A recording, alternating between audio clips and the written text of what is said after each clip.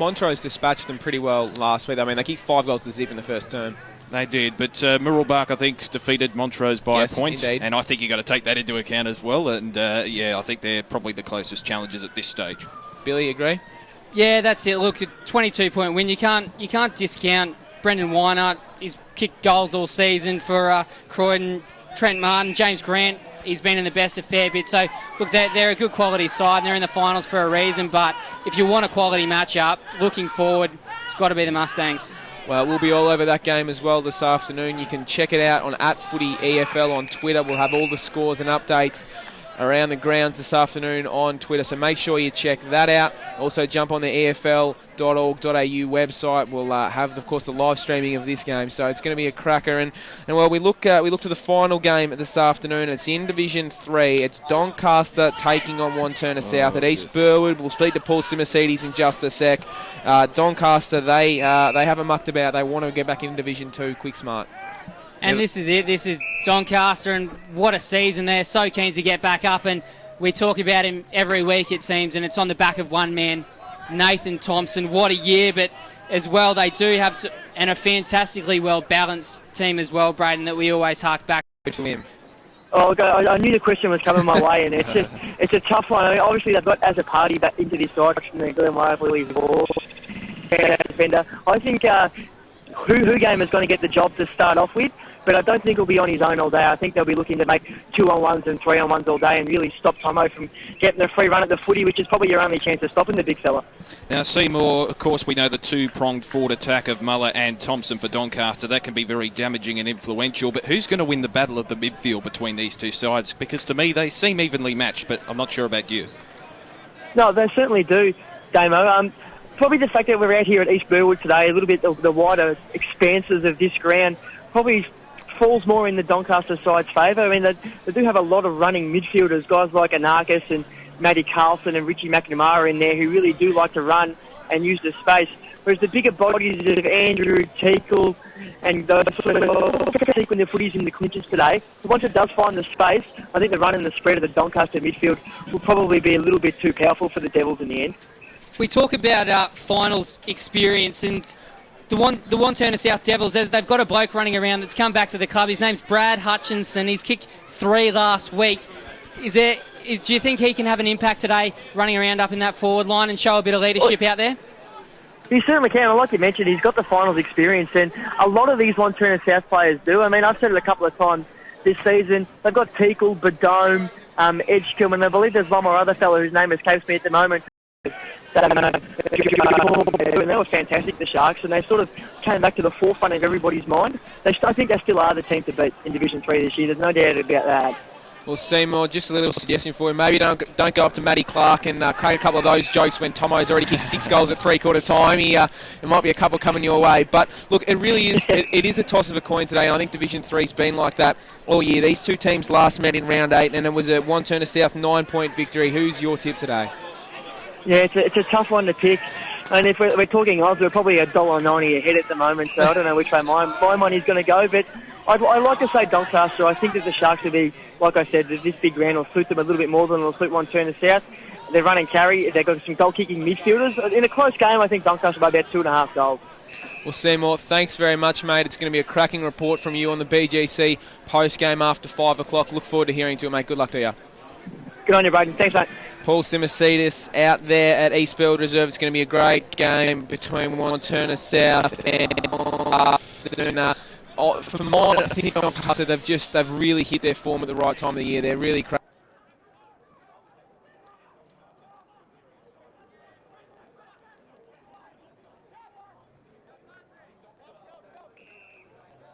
I think it'll be a draw at the end of full time. I know that's a big call. Yeah, look, I'm going the way with you, boys. It's going to be Doncaster, I think, this afternoon. The big thing is who's going to play on Thompson. Rumours flying around all week. Is it going to be Freeman?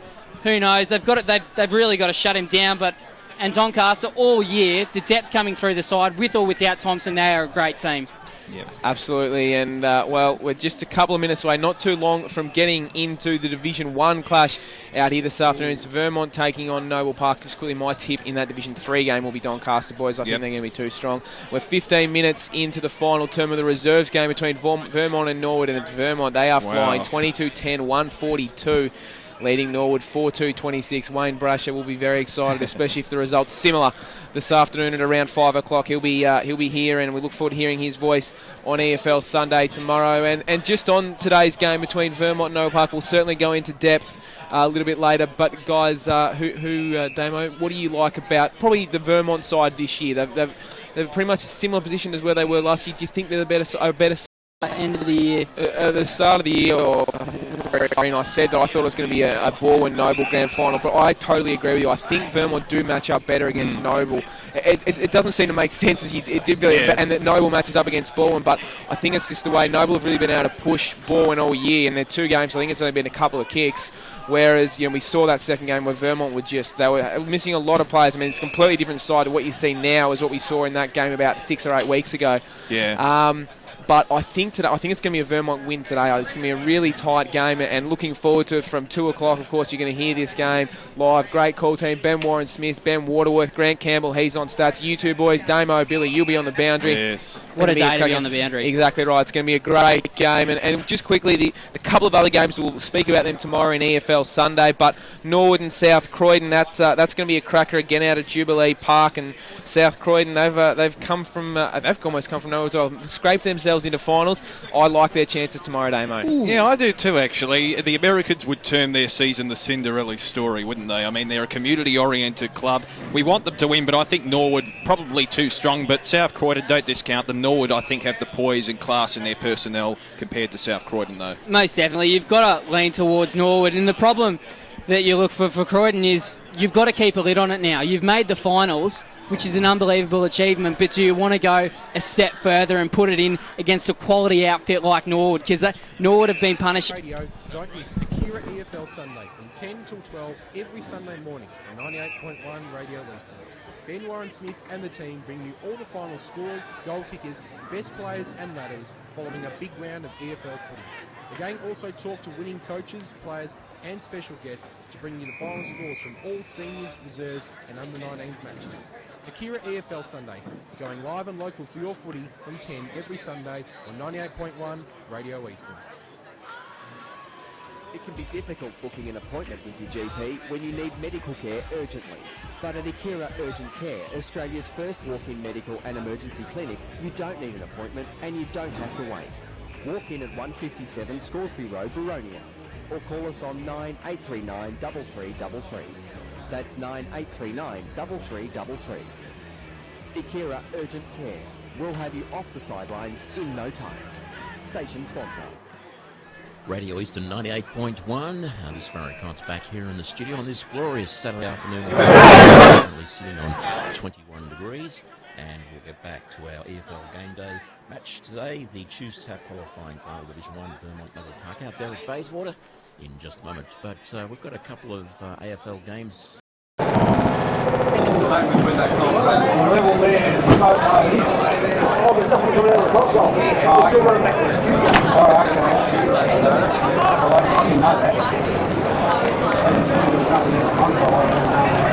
back. 5, 4, 3, 2, 1, go.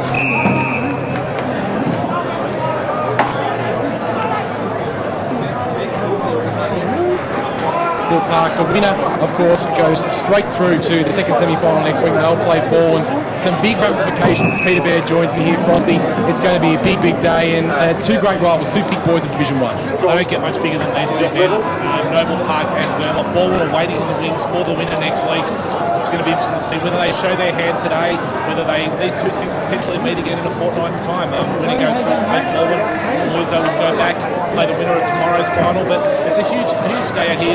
EFL Choose Tap finals, kick-off at Bayswater Oval. It's what EFL footy is all about. Of course, 2 big clubs in the Eastern Football League. Vermont finishing second, Noble Park finishing third. These 2 teams have met twice this year already, and Vermont, do they just have that little bit of a mental edge because they've won both encounters? Do you reckon they just have that little bit of a mental edge when it comes to the big stage? I mean, there isn't a club around that's got more experience on the big stage over recent years in Noble Park. They actually haven't lost a final here at Bayswater Oval. Well, but his ball use, do you think it is really quality? It certainly was an issue earlier in the season. Do you reckon it's up to standard now? Yeah, look, I do. I think the difference with the VFL grounds, you've just got so much more space in regard to the size of the grounds and as a result time. So I think it's a little bit easier in that regard to execute the skills, but obviously you have to do them quite quickly. So I think that's just something with regard to the size of the ground, the depth, the distances, that might have been an issue for him early. And I think from that regard, this ground will really suit him down to the ground. And we spoke in the pre-match to Chris Barlow about Xavier Barron-Murphy. Are you surprised he's been left out and played in the reserves this afternoon? Look, it's a tough call, as KB said, for a kid that's only missed one home and away game to miss out. Hasn't gone on quite as well as he did last year. You look at the quality coming in. I mean, he mentioned Crow for that balance that they needed, and obviously like Matty Gregg. So I mean, you've just seen them have a 20-goal win here. The Vermont reserves, and obviously there's a lot of depth and they're pushing up, and the club's in a healthy spot. And I think if you're going to be a first division premier, you need to have players missing out that shouldn't be missing out, and make those tough calls. And KB's obviously done that with X, and he's had a good game like most of the players today, and he might get another chance. Well, there'll be plenty of players who will put their hand up in that type of a performance today, won't there? Yeah, he's only played the 8 games this year. He is such an important inclusion for them. Well, he kicked 5 goals last week. He was a very important player in that team, and you just could not slot him in when he's in that type of form, Bernie. Yeah, look, his finger's still busted. I was having a chat with him earlier. He and his wife Giselle are expecting in a couple of months, and he and I are really good mates, and he showed me the finger.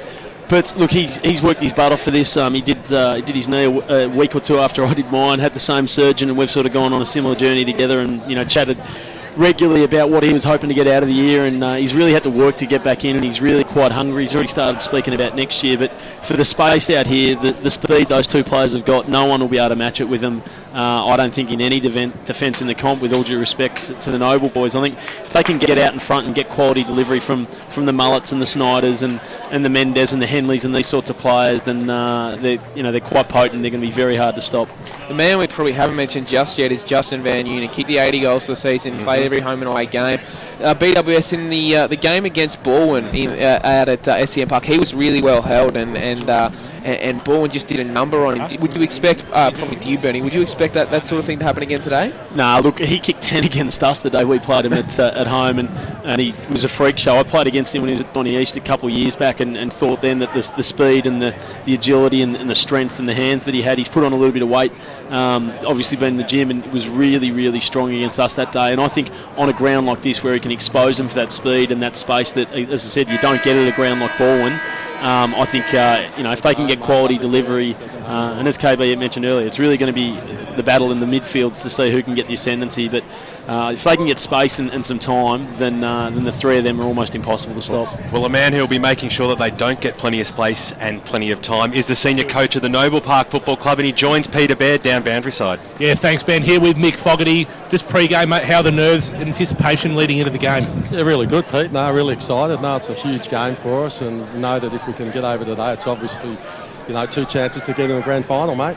And we're going to see anything different from Noble Park this year? You've come up against them twice this year. They've got the points both times. Do we throw caution to the wind, try something different this afternoon? Yeah, we are, mate. We'll start, and it doesn't matter, I can give it away now, but we'll start with a +1 and have an extra man in defence and try and generate a lot of run and carry, and negate, hopefully, Van Union's influence in the arc. And Noble Park, you love coming here to Bayswater Oval. Haven't lost a final here in your tenure as coach at Noble Park, so a real second home for the footy club. Exactly right, mate. We like to call it our second home. And we know that's an important part of finals footy, but when you've got the sort of artillery Vermont's got, I really like the fact they're backing themselves. You see Matty Gregg running out now, just having a kick in the warm-ups that, with he and Froud, they could really turn it on here today. So be interesting to see how defensive the Monahans and the Andersons and these blokes through the midfield. Excuse me, and Harper's one, I think. He's had a ripping year, Tim Harper, absolutely no doubt about that.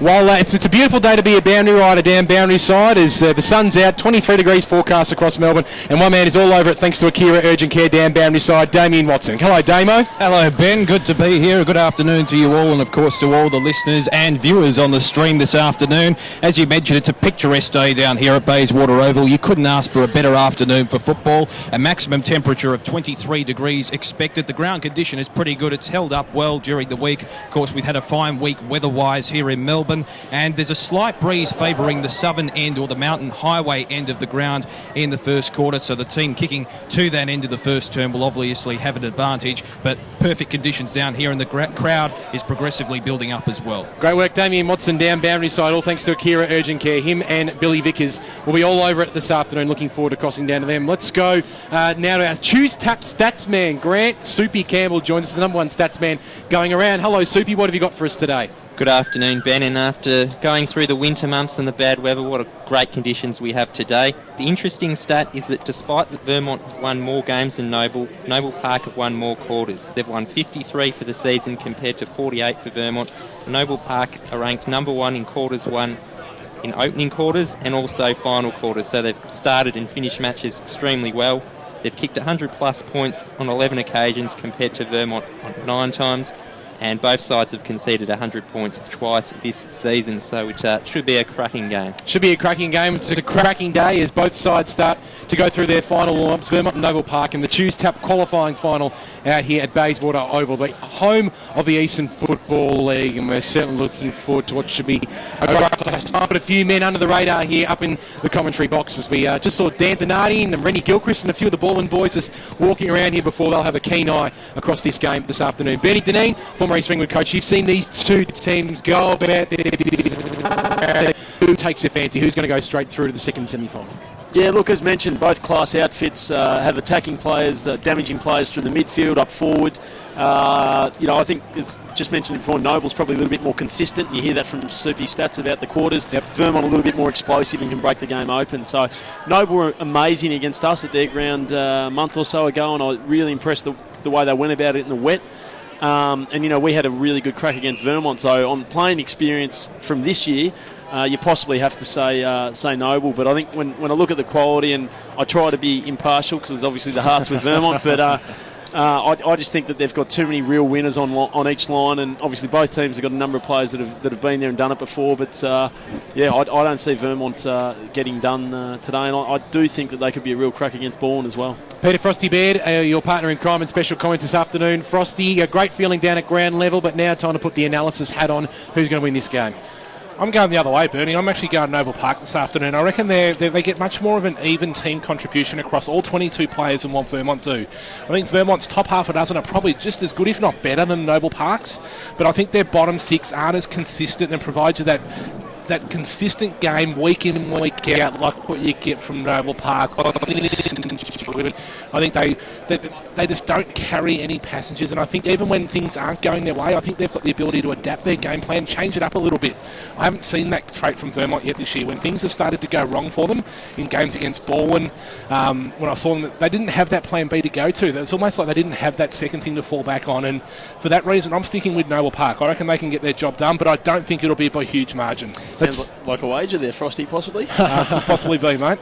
We know wages normally don't go down pretty well in the EFL Media Team. A couple of us have certainly felt the full wrath of that. Let's cross down boundary side to other Kira Urgent Care boundary rider today, Billy Vickers. Thanks very much, boys. Just quickly, Ryan Mullet's won the toss. He's going to be kicking to the right of your broadcasting screen. Starting benches for Vermont: Emily, Chris Barden, Johnson and Crow. For Noble Park, we've got Horton, Milne, Cody, Bull and... boys, have a good call. Thanks very much to Billy Vickers down boundary side. Thanks to Akira Urgent Care. The stage is set for the Choose Tap qualifying at Bayswater Oval. Umpire Geordie Buckingham holds the ball aloft. Here's Ben Warren Smith on EFL Gameday. Taylor goes up in the ruck. He got the knockdown straight in towards Monaghan's arms. He couldn't quite get the ball out. In fact, it was Schneider. He was quickly wrapped up in a tackle, but he received a free kick for popping one a little bit too high. Umpires just having a little bit of a chat to the players here, so a little bit of confusion in the first 10 seconds here of the qualifying. Ball up, I think Schneider's. Oh, that's free now. Well, a little bit of argy-bargy off the play means that the ball does land in the arms of Tom Schneider, and he'll take off.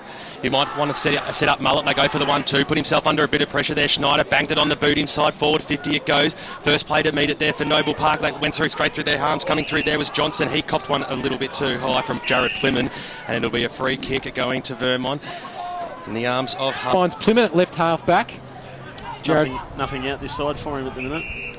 So Jared Plimmin, very consistent play. He goes short. He's kicked it straight towards Van Noonen. If he can pounce on this one, he might be in business. Van Noonen, the check side around the body, puts through the first. Justin Van Noonen makes the Bulls pay in defence. He's got 1 goal, 1, and Vermont have got 1 goal, 1. 2.5 minutes gone on the Bendigo Bank scoreboard. That was really nervous from Noble Park coming out of defence, and Vermont pushed up really well, hemmed them in, didn't let them have the open side of the ground to switch the ball across to, and this, that extra pressure there's caused that ball to be kicked into the man on the mark, turnover, and a goal results. Yeah, good signs, really up and about on the press, saw the whole 18 move in as one, and Noble looking a bit stagnant. So the ball's back in the middle of the ground. First blood to the Vermont Football Club as the umpire throws the ball aloft. Then Fake came in over the top half. A cop one high. The umpire didn't see it. Tried to scramble a free kick out. The ball eventually scoots out now to Vermont. Henley, he couldn't get boot to ball. Coming through there was Angelopoulos. Little handball over the top towards Smith. He has to link up very quickly to Stuart Kemperman, who goes out further wide. It's picked up there on the right boot by Monaghan. Inside forward 50, getting down low and coming out and taking a strong mark was Matt Dunn. The crowd didn't like it, but the big fella's pulled it in, and he'll have a shot from about 50 metres out. He's got players screaming for it right across the half-forward line. Dorr presents in the forward pocket, but Dunn, he might just fancy himself. Instead, he goes towards the centre-half ball position. That was a clever kick. Coming out and taking a very strong mark on the lead was the big man, and he'll have a shot from about 40 metres out directly in front, Pete. Yeah, that was much better movement then. Although they weren't quick as well with their ball movement either. They gave plenty of time for the Vermont players to flood back. But once again, space left in front of the leading forward, and when you do that, you're going to result in a shot on goal. So Luke Mann, 40 metres out directly in front. A quick answer is what Noble Park's after, and a quick answer is what Noble Park will get. They hit 1 goal on the Bendigo Bank scoreboard, trailing by 1 behind at the 4-minute mark. Vermont 1-1-7, Noble Park 1 straight 6. Frosty, Luke Smith, I reckon, just about take credit for that. Just that quick little handball, very instinctive at half forward, didn't wait. Players came and released someone quickly, which got it out. So that's the sort of footy you need to play in finals, especially in a contest that's going to be as hot as this one. And what's your thoughts on Craig Anderson starting out on the wing away from that centre clearance? He's obviously their prime mover. He's their heart and soul, their captain. Would you have put him in there for that first bounce? Look, he did that a little bit a few weeks ago. I'd rather see him in the guts, personally. Taylor got the tap down, straight down to Schneider, and he'll extract the ball from the middle. Schneider goes high up inside forward, 50, strong mark by big Robbie Ross, 40 metres out almost directly in front, and that's the two-team ruckman there, Taylor and Ross. Ross on this occasion goes forward and takes the mark.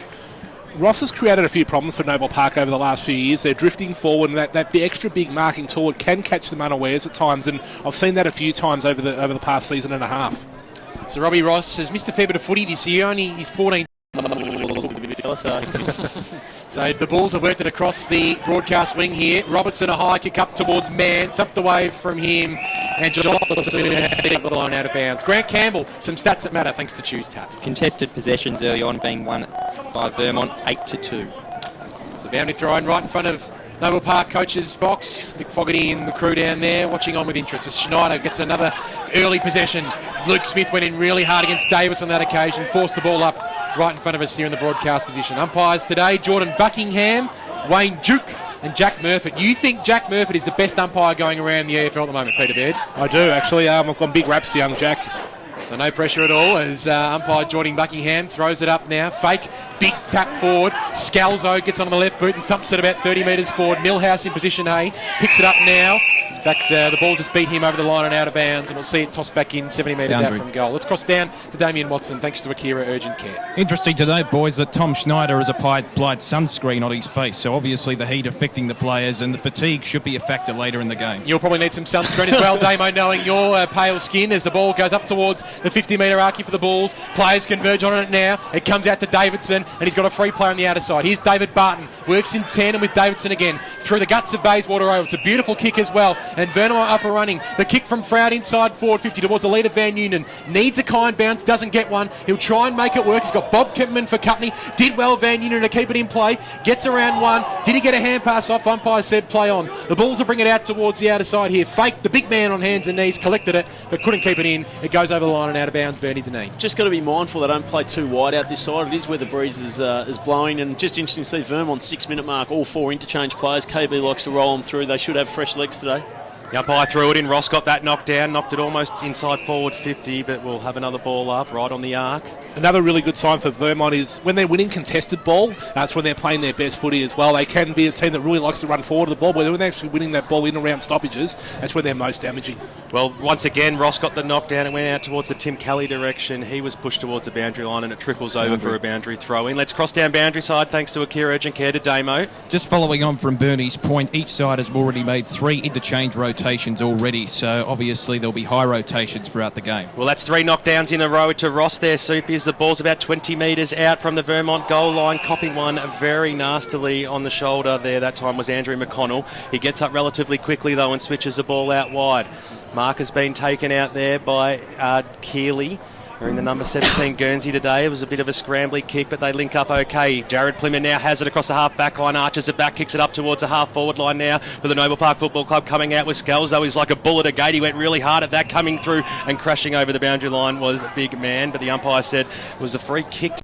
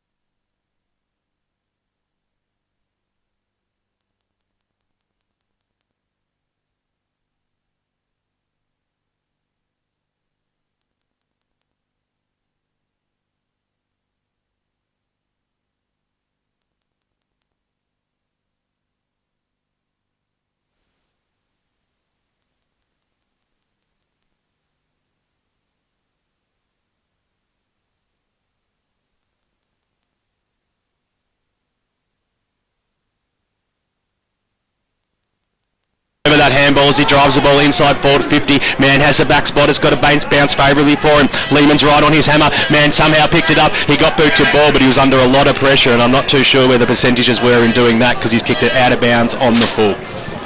Frosty, not a lot of high risk, high reward footy. They come through the middle a few times under the pump, but maybe like to see both teams start to take the game on a bit more. Yeah, absolutely, particularly with Noble Park playing two big key forwards there in Man and Door. You want to get the ball down quickly, catch them one-on-one, because if the ball hits the ground, they're not going to win those contests coming out of defence. Well, Wilson's kick was a floating ball and it bounced all the way up towards the wing position. Final three quarters here on EFL Gameday. Don't go anywhere because we'll have second quarter coverage and all the around the ground scores right after this here on EFL Gameday. Had an accident on the field? Head straight to Ikira Urgent Care for immediate medical treatment, and you won't have to wait. For a maximum of $75, we'll treat your broken bones, sprains, strains, cuts, or any other game day injuries. Walk in at 150.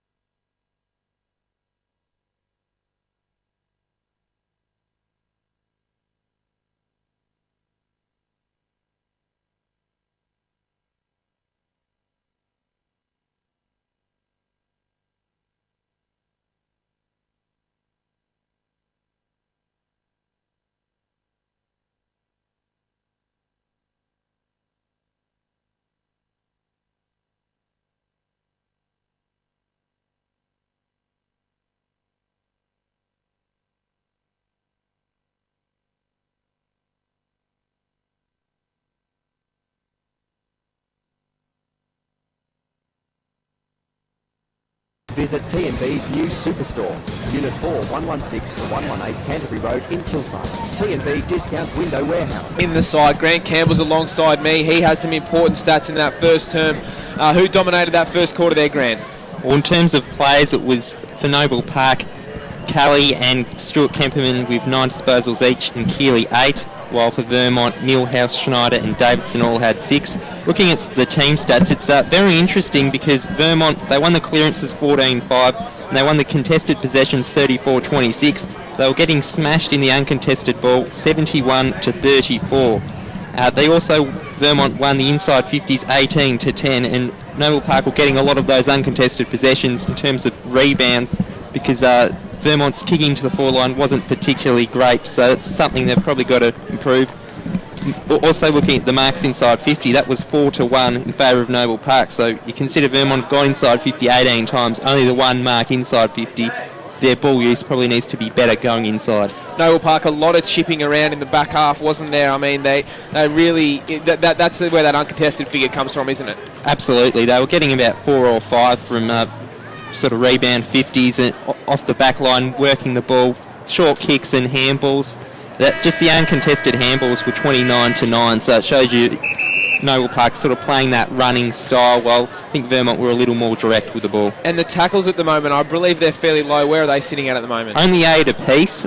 You probably expect to be higher, particularly first quarter of games we've seen this season. Teams come with a very high intensity and maybe fade towards the latter parts. But sort of a pretty open style of game so far. Well, Grant Campbell, thank you there. You had to choose stats contested possession. We need to limit.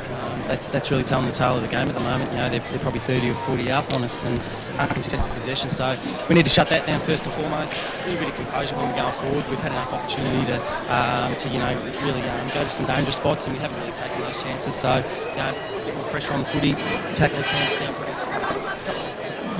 1 goal 7 for the first quarter. Are you happy with your forward entries and your forward setup at the moment? Nah, not happy with either of them. When we addressed a couple of things then, but we'll try and tighten that up.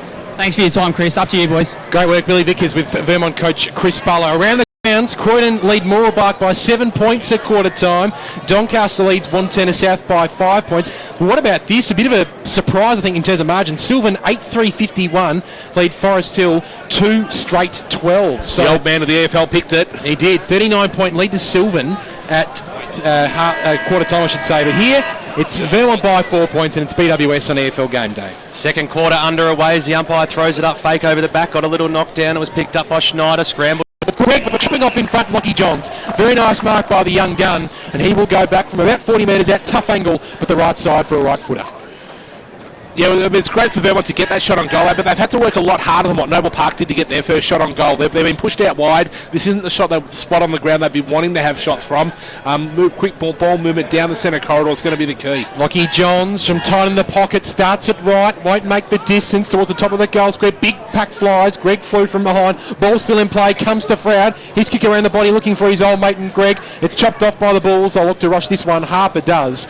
And it's through for a minus score. On the Bendigo Bank scoreboard, it is Vermont 1-8-14, Noble Park 2-3-15. Let's cross down boundary side thanks to Akira Urgent Care. Be very animated at quarter time. He would have been very happy with that start too to the second term. He urged his players to stop panicking when disposing of the football and to be more confident in their approach. Well, they've made it all the way up towards a half-forward line as Monaghan now has it for the Bulls. He sends the ball inside forward 50. It holds up in the breeze. Scales out at the back of the pack. Couldn't quite pull it down at the fall. The ball, David Barton got a little handball out. That was okay. Davis came in for support. He had a good turn of speed too. Banged it on his boot. Sent it out wide. Found Shane Davidson. He'll take off now. Has an absolute paddock in front of him. Had one bounce. Kicked it inside forward 50 towards the Greg direction. He got one handle on it right on his hammer out there. Down there is Keeley towards the boundary line. The ball goes. It could be a free kick also paid here for a little bit of holding. And the umpire saw it as well. And the free kick will go to Ash Froud about 45 metres out, maybe a little bit further. Very hard angle though, tied up against the boundary line. Well, he's not easy, but he's got a massive shoe on him, and I think if anyone on the ground almost was a chance here, it'd be Froudy. Well, there's no chance that he'll probably pass it off in this instant, that's for sure, Bernie, because he loves a goal and he'd love to put Vermont back in front. I'll back him in.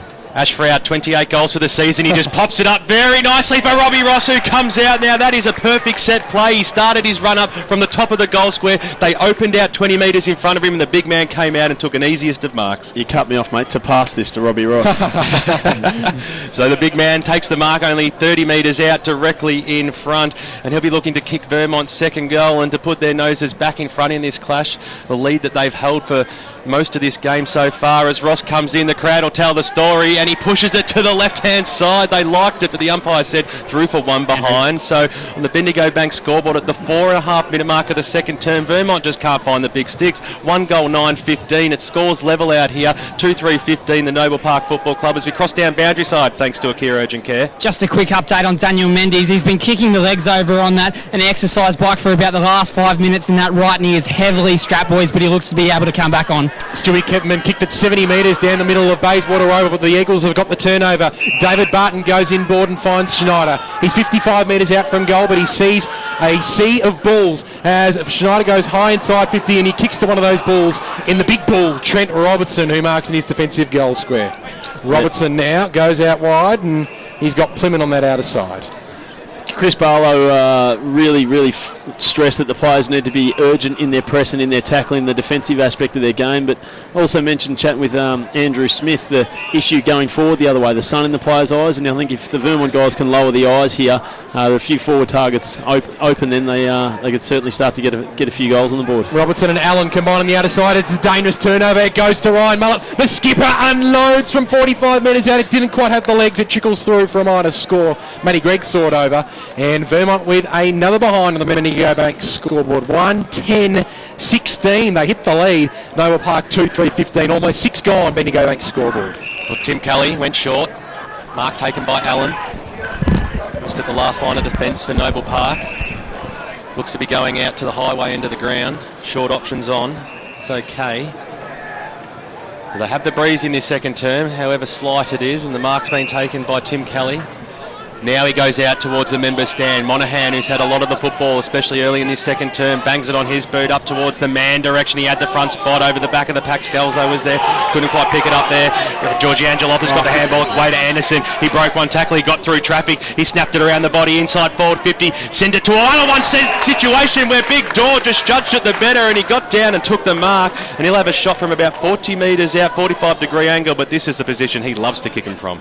We spoke about Vermont being much more explosive in their ball movement pre-game, but Noble Park are much more aggressive, I think, in the way they're trying to move the ball forward at the moment. Vermont just a little bit stagnant, a bit more predictable in their ball movement, but that handball to put Craig Anderson in the space was fantastic by Angelopoulos. Brett Dor comes in, and once again he's pushed it to the right-hand side. Neither side can find the big sticks out here this afternoon. Ample opportunity as well. On the Bendigo Bank scoreboard, 7-minute mark of the second term, it scores level once again, 1-4-16, 1-4-10-16, plays 2-4-16. Brett Dor's third behind so far today, as he's had ample opportunities, Brett Dor, but not through. Now, what's happened here? There must have been a free kick downfield, or a 50-metre penalty, or a 25-metre penalty. Nonetheless, Wayne Duke is calling for a free kick on the edge of the centre square.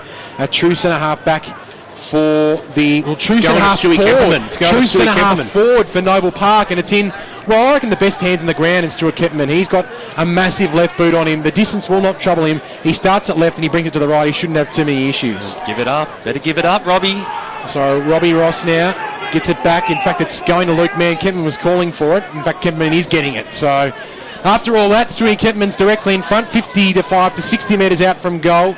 The distance will not worry him one iota, but as his teammates and opponents have found today, accuracy has been an issue. He's the vice skipper of Noble Park. He's a ripper of a player, and he can go back and look to put the balls back in front. It scores a level at 16 apiece at the moment. Kepperman unloads from 70 metres out. It's got the accuracy. It'll just fall a little short, in fact, in the end. Ball still in play. Little kick around the body from Scalzo. Goes higher than it goes further forward. And Dor has been able to put it through for a goal. Nice work by Big Brett Dor. Somehow found a way through and chipped it through for a nice little goal there. His first, and Noble Park go to 6 points in front now, 3-4-22 the Bulls. Vermont 1-10-16, 8.5 minutes gone on the Bendigo Bank scoreboard. Chris Bale will be absolutely livid that goal was coughed up that close to the line, and just found out that Vermont trainer inside 50 was the... I expect, someone... might be cowering and trying to avoid KB for the rest of the afternoon. Good to see Daniel Mendez about to come to the Vermont Football Club. That'll lift spirits as the umpire throws the ball up in the middle of the ground. Ross got that knocked down straight into the arms of Johns. He got dispossessed of the football. Coming through there was Bull. The umpire said it will be a free kick to Johns. A little bit crude as he sends the ball out wide towards the Barton direction. Takes the mark now. 75 metres out from the Vermont goal line and waiting for the leads to come up. The short pass is on. That was okay. And Greggy comes out and has it about 55 metres out. These days it might just push him, but he'll send it to the hot spot. He knows where the important kick is to go. He sends it that way now at the back of the pack. Oh, great fly. And big mark has been taken out there by a big Trent Robertson. He's a scary looking type. Very gets scary. The handball away, gets it to Kemperman of the Stew variety, sizes up Shane Allen, who takes the mark in the defensive arc for Noble Park. He might go back to Robertson. Instead he goes to the far side of Bayswater Oval, finds Scalzo. Really backing themselves, the Noble defenders. I think I underrated them. The confidence is up of the Bulls at the moment as Scalzo's kick went straight towards Anderson. Somehow it just fell out of his lap and it trickled over the boundary line and out of bounds. So true centre wing position, far side of the ground, Bayswater Oval. It's a 6-point ball game. It's Noble Park leading this one. Grant Campbell's got some important stats thanks to Choose Tap. Clearances for the match, 18-5 the way of Vermont, and the centre clearance is 6-0 their way. Well, Monaghan got a little toe poke inside, forward 50, picked up by Millhouse, who banged it on his boot out of that defensive zone, and a good strong mark has been taken by Matt Davis. Well, has he given away a free kick, Davis? Nonetheless, it's in the arms of Noble Park. So it'll be Stewie Kemperman on the left. He's having a lot of the football as well. Big game player. In the middle of the ground now, Jared Plimman comes up from centre-half back and kicks it to centre-half forward, but nobody was home except Robbie Ross, who's putting his own stamp on this game, the big fella. Gets a little handball out towards Dean Millhouse. He has time. He needs to be cleaning his pass, and he was. Finds Ben Crow. Gets a little handball off, and now that Vermont are running along the wing position, and under pressure was David Barton and from Jared Plymouth, and he kicked it out of bounds on the full. So it'll be Noble Park to restart it from the half-back line. Got Sideshow Bob doing the boundary this time too. Umpire Ashley Hawkes, one of the best going around at the moment, one of the best boundary umpires you will see. One of Michael Bozzo's favourites from all reports, as Jared Plymouth will receive the free kick, right half-back. He's got Robertson, he's got a line of players, in fact, on the outer side. He's not sure where to go. He might just have to run it over. That almost was holding the ball. Umpire Wayne Duke said he might have got a little fist on it, and it trickles over the line and out of bounds, right in front of our camera down there, boundary side, 80 metres out from Vermont's goal. Said they were confident, but taking on Ash Froud's probably a bit over-ambitious. Umpire Ashley Hawkes, the dreadlocks go back and the ball goes back into play as Fake thumps it 20 metres further forward, finds touch in the end, and it goes over the line and out of bounds. Bernie? What do you reckon, Frosty? Pre-game for the boundary, bit of reggae possibly? I don't love cricket. I don't like cricket. I love it. Quite possibly. As if on cue, Umpire Hawkes throws it in now. Taylor got a little toe poke on board. Wilson ran into a big Scalzo tackle, and he forces the turnover as well. Dorr tries to free up Horton Milne that outer side. It works for him now. A little hand pass over the top. It sets up Cody into an open goal. It's off to the right again. Another minor score here at Bayswater Oval. Noble Park 3-5-23, Vermont 1-10-6. We've got a 7-point ball game, 12 and a half minutes gone. Second term on the Media score. So much more prepared to take the game on and take those chances at the moment, Bernie, Noble Park than Vermont, who have just playing that more solid defensive game, which is probably the other way around what I thought would actually happen. Yeah, and I think one aspect I was thinking about before, if I was to compare it to AFL, it almost feels like a bit of Geelong, the solid defensive team. They're not killing it in the stoppages by any means. Noble, but they've got the extra number behind. They're very self-assured versus the more attacking Vermont in regard to personnel, forwards. But it just seems to be playing out that way, that the more defensive, settled Noble Park are controlling the contest at the moment. Well, Vermont coughed it up across the half-back line, so we've got a ball up. Harper, the third man up, thumps it inside the forward 50, but Vermont have the numbers. The clearing kick goes out towards the wing position. He'll be the first one to meet this. It'll be Barton going after it. The veteran himself, he's clever footballer. Oh, nice. He's got good hands. He breaks 2 tackles, and now with the clean skills, goes up towards the half-forward line. Henley will be on the end of this one. That was good play. Little handball there from Alice. Found Henley inside forward 50, going for Justin Van Noonen. Greg comes in to allow the gang tackle to happen, and he kept the ball in the good spot too, because 40 metres out from goal will now have a stoppage from the Vermont goals. Greg Campbell, some stats that matter thanks to Choose Tap. Inside 50s this quarter, 7-6 to Noble Park. Crow was the third man up. Guess who? Greggy at the top of the goal square on the right boot. You don't see that every day from the big man.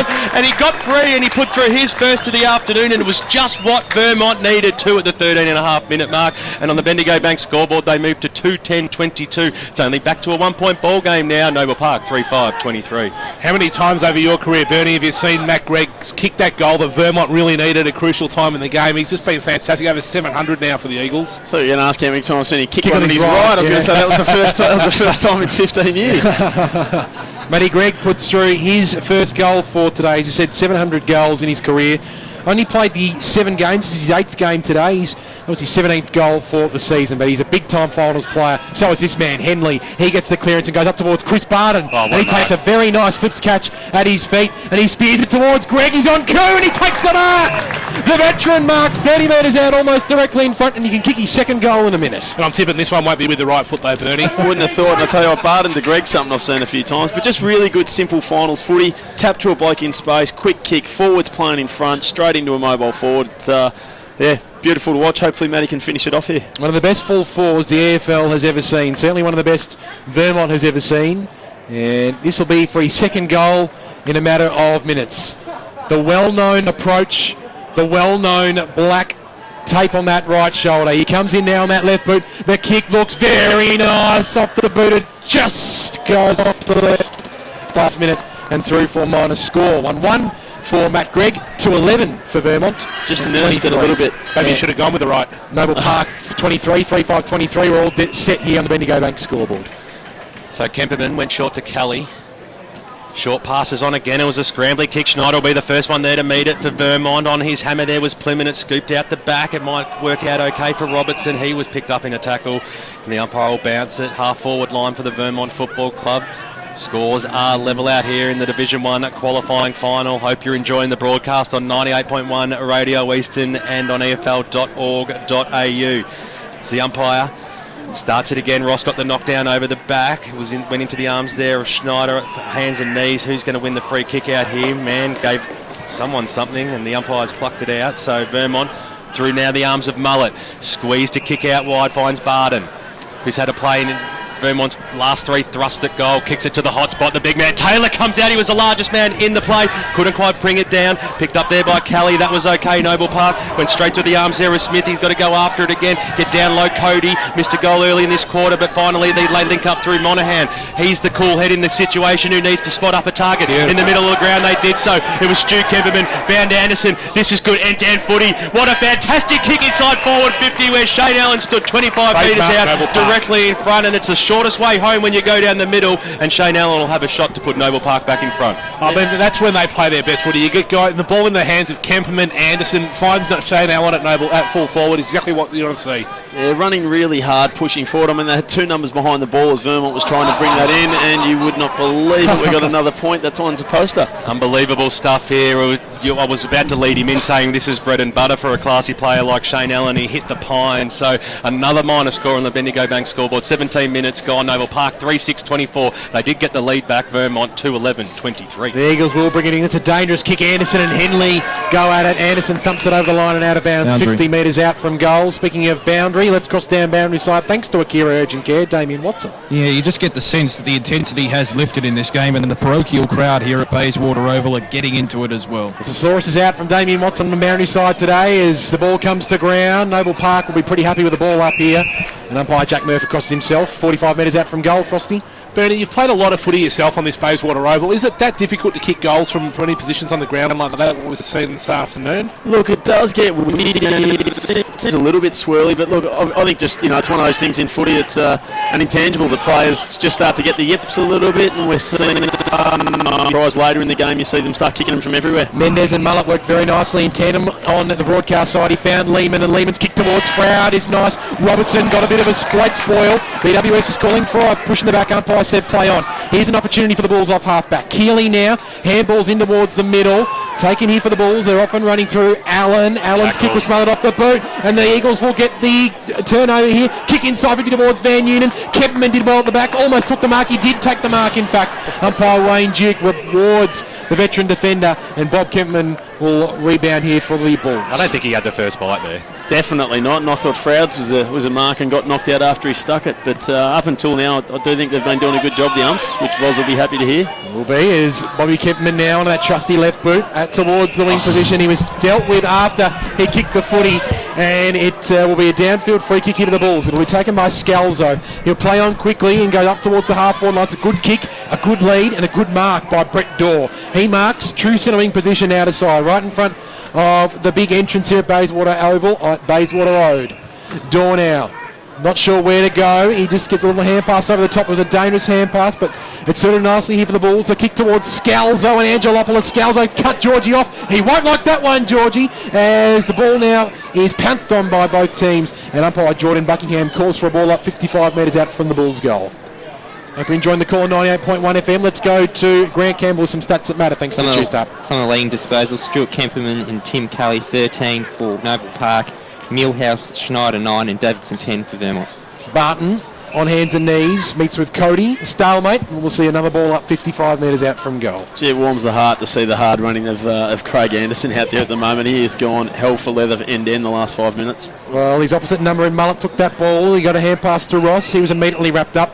We'll see another ball up. Another scores at the moment at quarter time. Croydon led Moorabach by 7 points. Doncaster led Wanturna South by 5 points. And Sylvan led Forest Hill by 39 points at quarter time. We'll hear those around the ground reports right throughout the day as Monaghan slams him on the left boot and goes to Scalzo. Strong mark, strong jukes presented by Brad Scalzo. 45 metres out from goal. It'll be a tough kick, but he's a classy player, Brad Scalzo. As we mentioned before, Frosty, just the quick kick inside, forwards in front. Pretty simple footy. Good to see both teams starting to settle now as Ando comes off. Yeah, taking a breather from that hard running you spoke about in the last 5-6 minutes. So Brad Scalzo Played 15 games this year, of course, coming back from a horrific broken leg injury in last year's Queen's Birthday game. On the left boot, Scalzo's kick is a shank off the boot, and it trickles over the line and out of bounds on the full. And the Eagles will look to bring it in on the right back pocket. On the Bendigo Bank scoreboard, 20.5 minutes gone here. It's Vermont 2-11-23. They trail the Bulls by a point. Noble Park 3-6-24. Super, those rotations still keeping pace. I see a lot of guys seem to be coming off and on in front of us. I have to head to the boundary line to find out the rotations. They'll be all over it thanks to Akira Urgent Care BWS. Millhouse got it out towards the Taylor direction, linked up Mulladu, then had Henley running beside him. Through a series of handballs, they reach the wing position here. Vermont, this is really good play. Here comes Davidson. His kick was half smothered, coming in Kelly very hard, and over she trickles for a boundary throw in. And let's head to Damien Watson thanks to Akira Urgent Care. Just on that interchange point, boys, Noble Park obeyed 15 rotations, Vermont 14 for the quarter.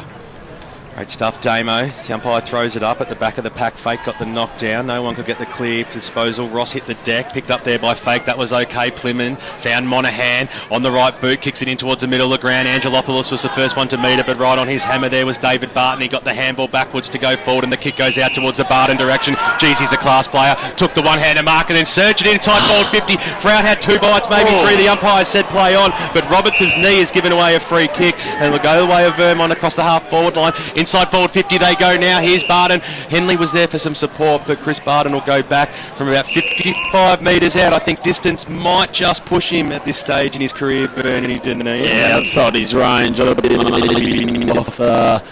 yeah, hopefully see a little bit of a late lead, and I wouldn't be surprised if Froud or Greg are on the end of it. He's played 18 games this season. Loves being amongst it. You think he might just pop this up to the hot spot or go for the lead. That was a lovely kick. Van Nunen comes out in front. Once again it was a set play. You heard it from Bernie Dunedin, and he has a well-earned rest too, Chris Barton, because he's had a ripper second term. And Justin Van Nunen will have a shot on goal for his second of the match, and to put Vermont back in front in this game. That's just about doing your homework as a defender there. You knew Chris Barton wasn't going to have a shot on goal there. He was going to look to pass it off. You'd have to fill that hole out and stop that leading forward, having that clear space to lead into. Then that's just laziness from Noble Park defence then. And I think the natural instincts to try and cover him inside 30. I mean, he's a good kick, so they've forced him out far enough. But as you said, at this level they should be getting out there to cover that. Well, 45 metres is his forte. He's got a great boot on him. He pushes it straight over the goal umpire's head, and Vermont have regained the lead here in the qualifying final at the 23-minute mark of the second term. On the Bendigo Bank scoreboard, they moved to 3 goals, 11-29. It's a 5-point lead over Noble Park, 3-6-24. And Dunn's influence obviously not getting down a lot to him. As I mentioned, that Sun really seemed to be troubling the forwards if the ball's coming in high at that end. How do you see that, Frosty? Well, I mean, they're sort of bypassing him and using him as that decoy forward all the moment. So they've looked for man and they've looked for doors. They've gone forward. Dunn really hasn't just been able to work himself into the contest and be able to present up and have that lead on it. So making that decoy role, I think, Bernie, but we'll just have to keep an eye on that one. Fake went up in the ruck and got the tap down, and he's found Allen. Got a little hand pass off to Anderson. Normally good in this situation. And ends up with Henley. This way, then that way. Henley goes inside 50 to Van Nunen again. Couldn't quite take the mark, but he's going to win a free kick for a chopping of the arm.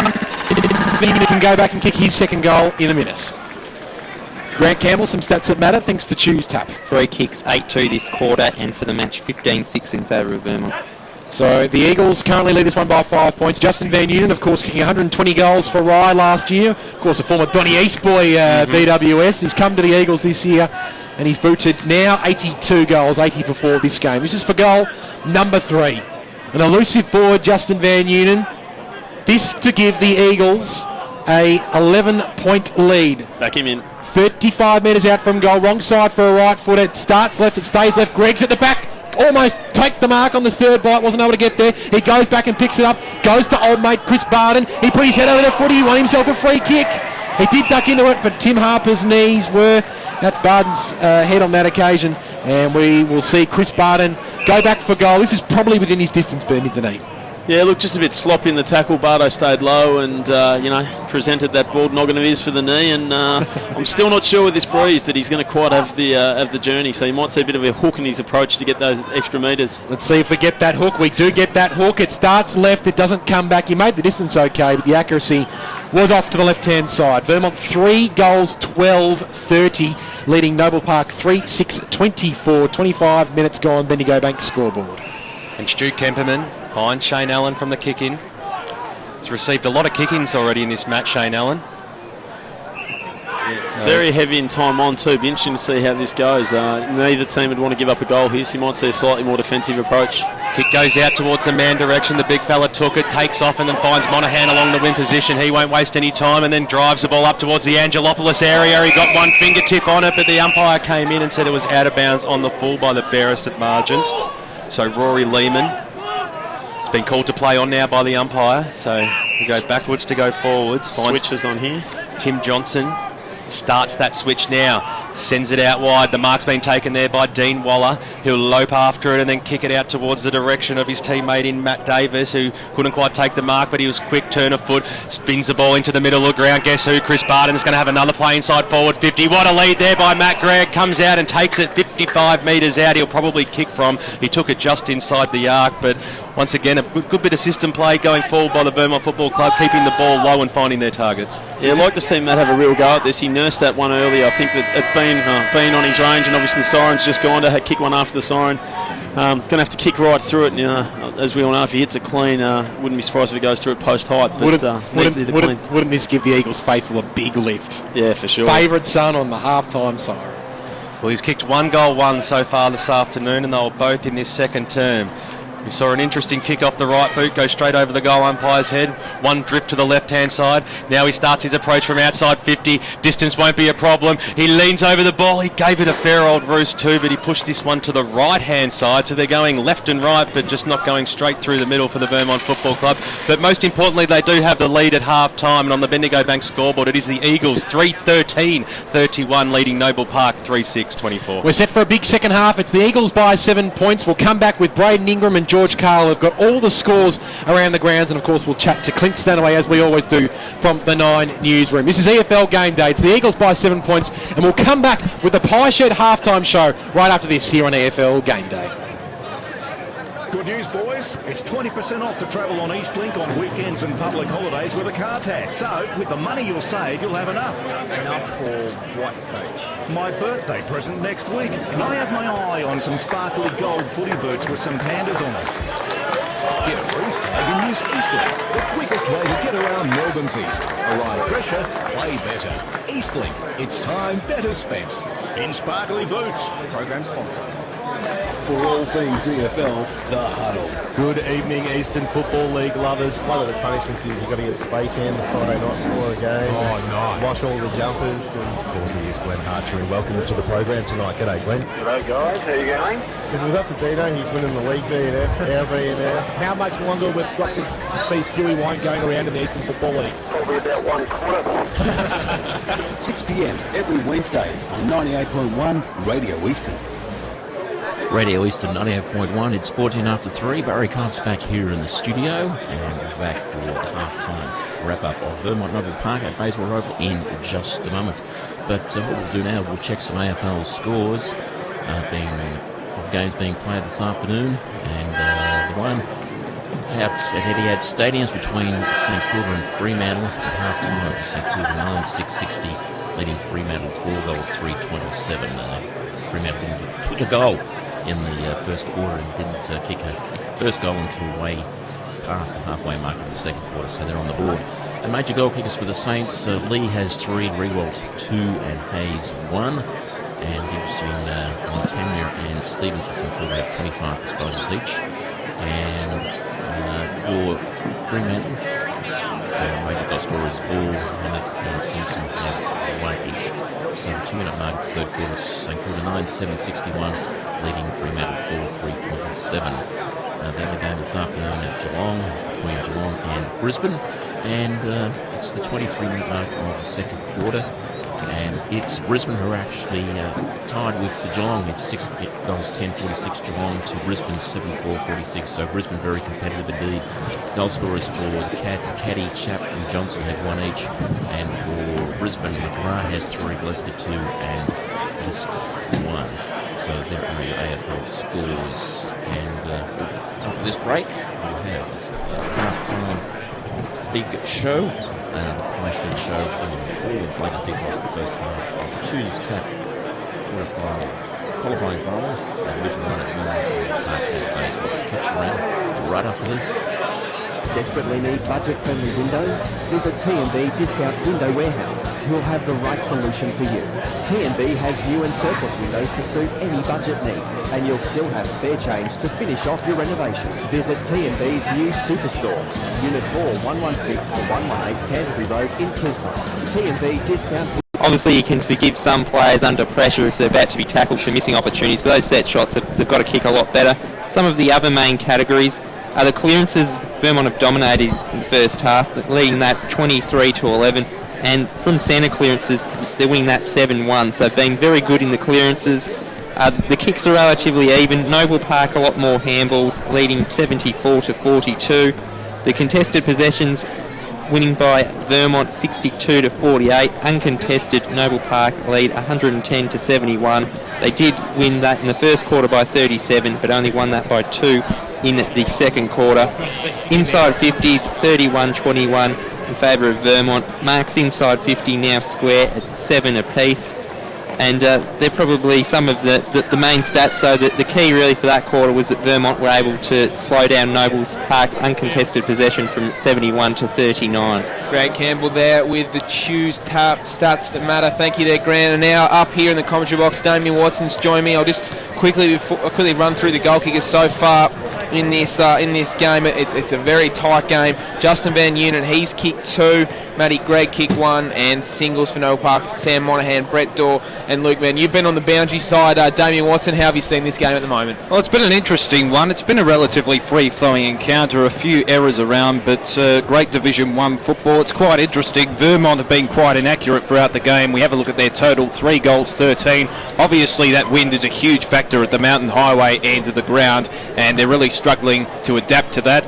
Look, it'll be interesting to see. Greg obviously stood up in the second term, whether he has a huge impact on the game, but at the moment it's really even. I can't really pick between the two sides. The windsock here doesn't seem to be moving that much. You've been down at ground level. How windy is it, Damo? Is it a 2 or 3 goal wind, do you think, or is it just making things hard more or less? It's probably making things more difficult, if anything. The wind is a lot stronger out on the ground, but it's blowing across. It's a northwesterly breeze, and it looks to be blowing from left to right at that end of the ground. And at the moment, Noble Park, they're playing a man loose, and that's probably making things hard for Vermont down back. And I was speaking to Wayne Brusher, the stats man for Vermont, and we've really seen it that the Vermont forwards probably running into each other a little bit too much. They're really struggling to decide who's going to go for the footy. Yeah, that's right, and I think that all comes down to the lack of composure as well from some of the midfielders for Vermont when they're trying to deliver the ball into that forward line. They're struggling to find an option. Noble Park have done well to congest their defensive zone, and I think both sides have been struggling to find options, it must be said. They've had to kick towards the half-forward flank to find their goal-scoring options, and as a result, they're shooting from a long way out.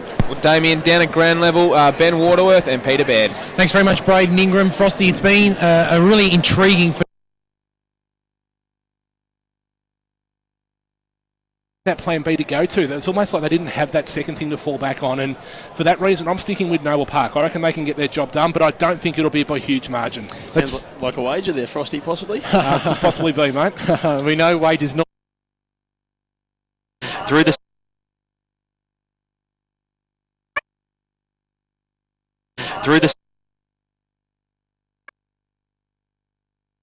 through the arms of man, but he had some support in Monaghan. He might just mop up onto this, slam it on the boot and put it straight over the goal.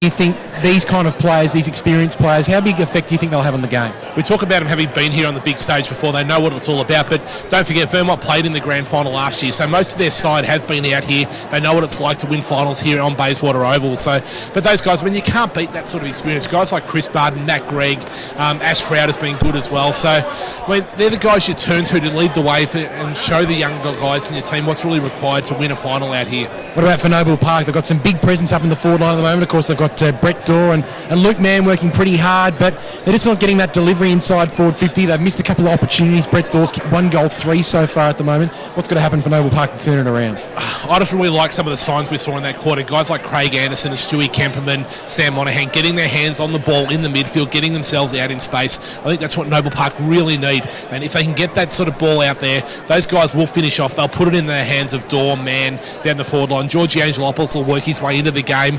I reckon Noble Park Park will be the team that actually get that break in this quarter. Well, I was about to ask you, let's put yourself on the line here and see who might be able to get away. There's a couple of players I think have made it a little bit quiet. Georgie Angelopoulos, you mentioned. Anderson's been in there and about, but probably hasn't been able to have the influence that he'd like to have. There's a couple of good signs there for Noble Park to bounce back. There are a couple of other guys I'd like to see get a little bit more involved.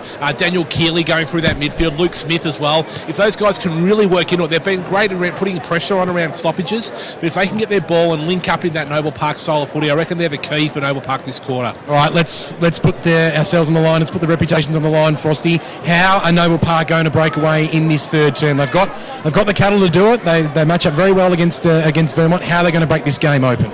By getting that clean ball going through the midfield. If they can get that ball through the centre corridor in the hands of guys like Kemperman and Anderson, I reckon they can get enough ball inside their forward 50 this quarter to get that break and hold on in the last term. Well, it should be a fascinating contest, no doubt about that, in this second half. We'll cross back upstairs to Braden Ingram, who'll have a couple of men on the line. That'll be Clint Stanaway from the 9 newsroom. Braden? Thank you there, Ben and Clint. You join us here from the National 9 News Desk, and I believe it between St Kilda and Fremantle, the 10 changes have made it difficult for Fremantle. Oh, absolutely. Plenty happening in AFL, Braden. Good afternoon to you and to your listeners. Right now, St Kilda, Fairwelling, Milne, Cozzy and Blake in real style. They've got a 27-point lead over Ross Lions Dockers there at Etihad Stadium. Plenty happening down the Geelong Road. 8th spot heats up. Of course, the Brisbane Lions are right in it. They've just kicked 6 in a row to hit the front over Geelong down at the Cattery. But as I say, there's so much happening in the world of AFL. Lance Franklin, of course, he's a big talking point. He could miss the first week of the finals after being reported last night for a head-high bump. And what about this one? I've got a big smile on my face because in a huge coup, Paul Roos could be announced as Melbourne's new coach within a week. Now, we understand he's held a number of meetings with Melbourne CEO Peter Jackson in the past fortnight. The Demons, they're optimistic a deal will get done now. They say reports, though, he's been offered up to $2 million a season are wide of the mark. Elsewhere around the globe and around Australia, a man in his 70s has been hospitalised by the overland train near Geelong. Meanwhile, motorists headed to the airport. They face major delays following a 3-car crash on the Tullamarine Freeway. There's been another hold on bad news for Labor, and of course the very latest in sport. Leighton Hewitt has won through to the third round of the US Open, downing Juan Martin Del Potro in 5 sets. A typically gritty performance from the South Australian. Plenty happening, boys. Thank you, Clint. Look forward to seeing it all at 6 o'clock. Thanks, mate. Clint Stanaway there at the National 9 News Desk. And now, well, it's a very tight game out here at Bayswater Oval once more. It's Vermont 3-13-31, leading Noble Park 3-6-24. And joining me up here in the commentary box, Georgina Cahill, you've got all the scores around the grounds in the other Tuesday finals. I sure do, Braden. In Division 2 preliminary final, Mooroolbark have taken the lead to lead Croydon by 2 points, 5-5-35 to 5-3-33. Division 3, the second semi, we've got Doncaster leading Wanturna South by 9 points, 7-7-49 to 6-4-40. And the first semi in Div 4, Sylvan getting the job done over Forest Hill, 12-3-75 to 7-3-45. Well, thank you there, Georgina. We'll certainly get back to all those around the ground scores at three-quarter time. You can catch up with all of them on Twitter at FootyEFL. Make sure you check that out. And Damo, well, you and I discussed in the pre-match. We all thought Forest Hill were going to get up. Instead, Sylvan have just demolished, and that's a real surprise, isn't it? It is, considering the recent form of both sides. Obviously, Forest Hill coming into that game with greater form, although Sylvan do have a better record from the home and away season as a whole, and they've certainly stamped their authority against Forest Hill this afternoon in an early exit there for the Zebras. Ray Brad's certainly not going to let us live that one down. No, I know.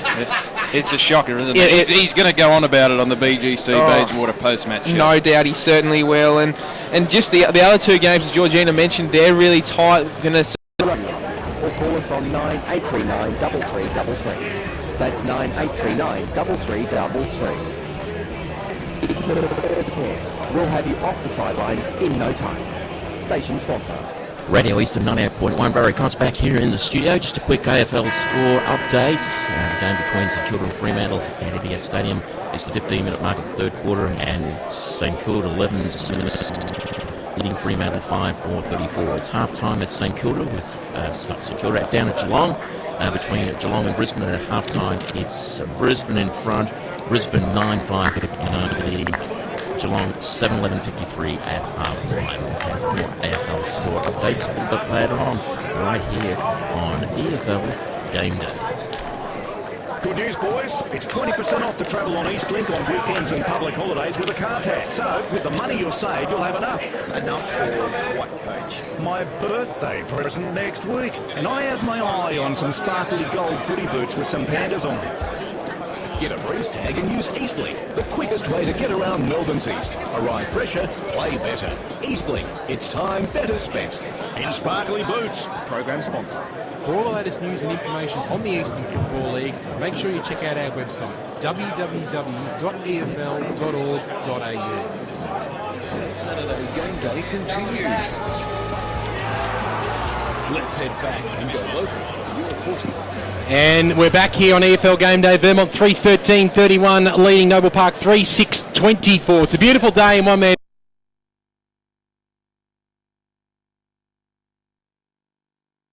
Down here, I've just got a report from the rooms from half-time. Chris Barlow, complete media lockout in the Vermont rooms in half-time. So you can imagine what's going on in there. A pretty animated cope. But Mick Fogarty on the other side of the table was saying, boys, take the game on, go through the middle. Also, look for a lot of work to be put into Chris Barden in this second half, boys. Absolutely fantastic conditions continuing down here. That breeze is obviously going to play a factor continuing to the right-hand side of your broadcast position. Also, boys, watch for the sun getting low in the sky to play a factor with glare and all of that sort of things.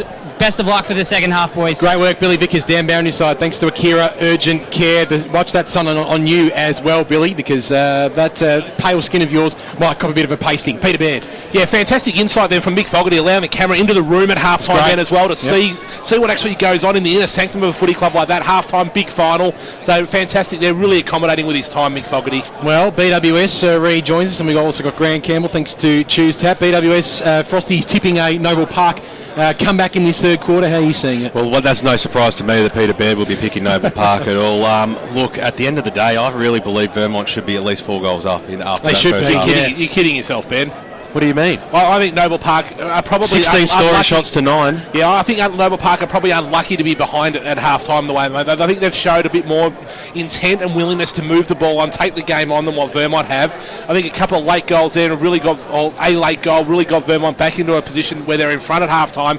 I think Noble Park have been the better side on the afternoon. 2 of those 13 behinds go through Peter Baird. All of a sudden there's a 3-goal ball game and Vermont lead it. So only time will tell, won't it? It's a 7-point lead to the Vermont Football Club in the third term as we restart this game here. Taylor got the knockdown in the middle of the ground and scoots out now towards the teammate in Barton. Got a little handball away and Vermont surged the ball inside forward 50. Coming out there was Greg. He was a little bit behind Froud. Got it to Greg. That's happened a few times over the years. Greg got a little handball out. Trying to break his way through was Robbie Ross. He got wrapped up in a tackle and will have a bounce 45 metres out from the Vermont goal line.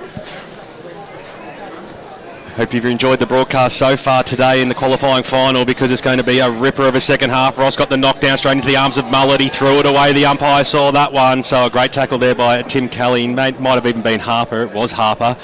And he'll take the free kick. Deep in the defensive zone for Noble Park. Sun-drenched Bayswater Oval out here today.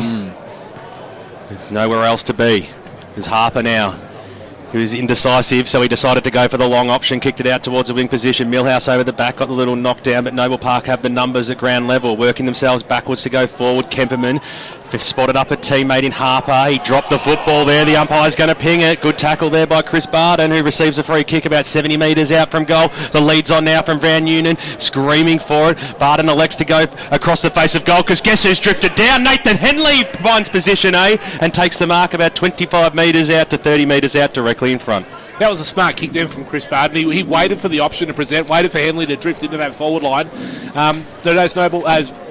Vermont midfielders just prepared to work hard, then create space in their forward line as all the attention went to their permanent forwards in Van Noonan and Froud and Gregg down there. Law of averages has to work for us. I'll back him in here. So Nathan Henley is directly in front of goal. It's a start that the Vermont Football Club are after. First blood, Nathan Henley puts it straight over the goal umpire's head for a 6-pointer. Fantastic start by the Vermont Football Club in this third term. They've hit the big sticks, and on the Bendigo Bank scoreboard at the 1.5 minute mark, they lead 4-13-37. Opened up a 13-point now lead, Peter Baird over Noble Park, 3-6-24. It's only early stages of this third term PWS, and I know you're looking for a bite then after our verbal stash a couple of minutes ago, though. I still like Noble Park the way they can go about it. They just need to hit back. They can't let Vermont apply too much scoreboard pressure on them. It's something Vermont are very good at doing the sides. They get a lead and then they strangle their opposition, and that's what Noble Park has to be very wary of. Umpire Wayne Duke throws the ball up in the middle of the ground, and Robbie Ross got a very decisive tap down, but only as far as Shane Allen at the back. And Allen has time to assess, and a beautiful left foot kick up towards the half-forward line. Was looking for a teammate in Harper. Harper kept his feet, had time to size up the options, and a beautiful spearing ball to Brett Dorr has been marked inside forward 50, and Dorr will go back from about 40 metres out on the right side for a left foot of 45-degree angle. Is that Millhouse slow to get up? Yeah, that's what I was thinking. Yeah, that's a worrying concern if it is, because he's the general in that back of that Vermont defence there, and really marshals the troops for them. Just walking it out now. The trainer is assessing him now, but Millhouse is up and about, as is Brett Dorr. He has booted today 1 goal 3. The big man on the left boot goes towards goal. Looks great off the boot. And it's just stopped to the right-hand side, though. The umpire did a little bit of dancing on that occasion and teasing us all here in the commentary box. It is Brett Dorr with 1 goal 4, and it's Noble Park 3-7-25. Vermont 4-13-37. 3 minutes gone. Bendigo Bank scoreboard. Good decibels too there, Benny. Oh, Bernie, it's what we do every week.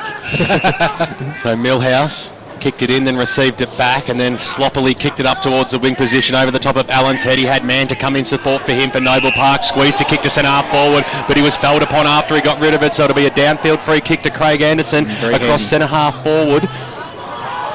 So Anderson.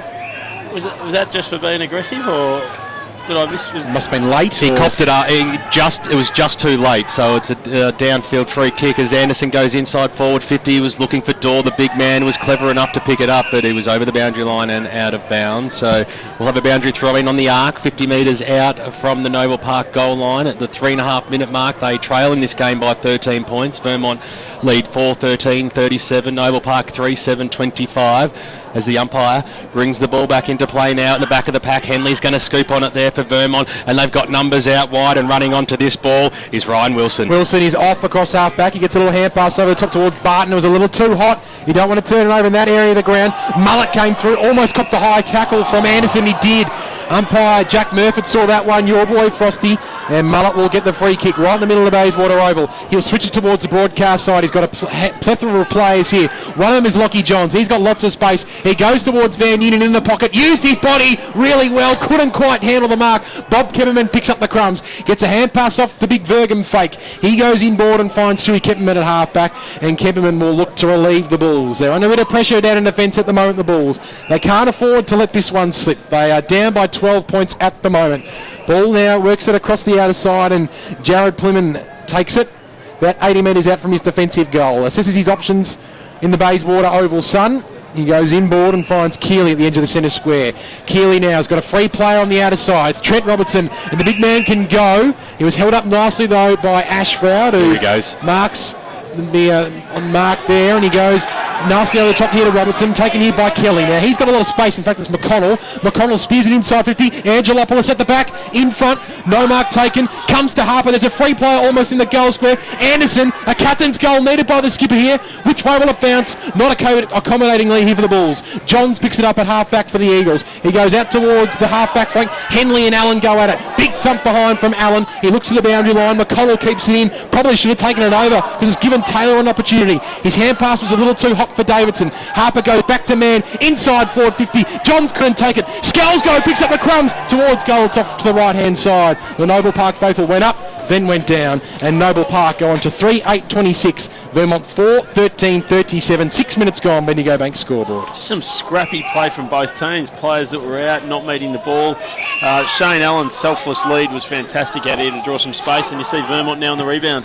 Mullet to Ross, back to Mullis up towards the half forward line, looking for Ash Froud. He had 3 or 4 of Noble Park players to beat. The kick wasn't favourable, and it bounces over the boundary line and out of bounds. Frosty, you're surprised? I'd really like to see Van Noonan leading up the ground. His last couple of leads been down here to this dead pocket, and just giving some options in the hot spot, I think, is a key to the forward line here. Your thoughts? Yeah, I absolutely agree with you. I mean, they need to use that central corridor, either team.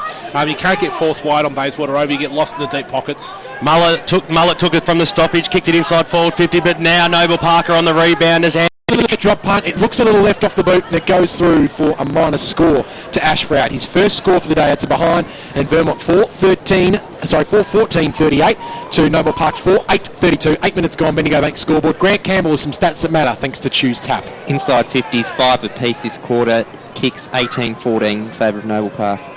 Well, Stewie Kemperman, it was a bit of a grubber kick out, but eventually it's in the arms of Plymouth, who finds Scalzo, who charges out and takes a very strong mark on the fly. So Scalzo across the half-back line now for Noble Park. You can see the sun is playing havoc with the players this afternoon, especially probably on that side of the ground as they switch the ball back into the middle. That was okay. Mark's been taken out there by Keeley.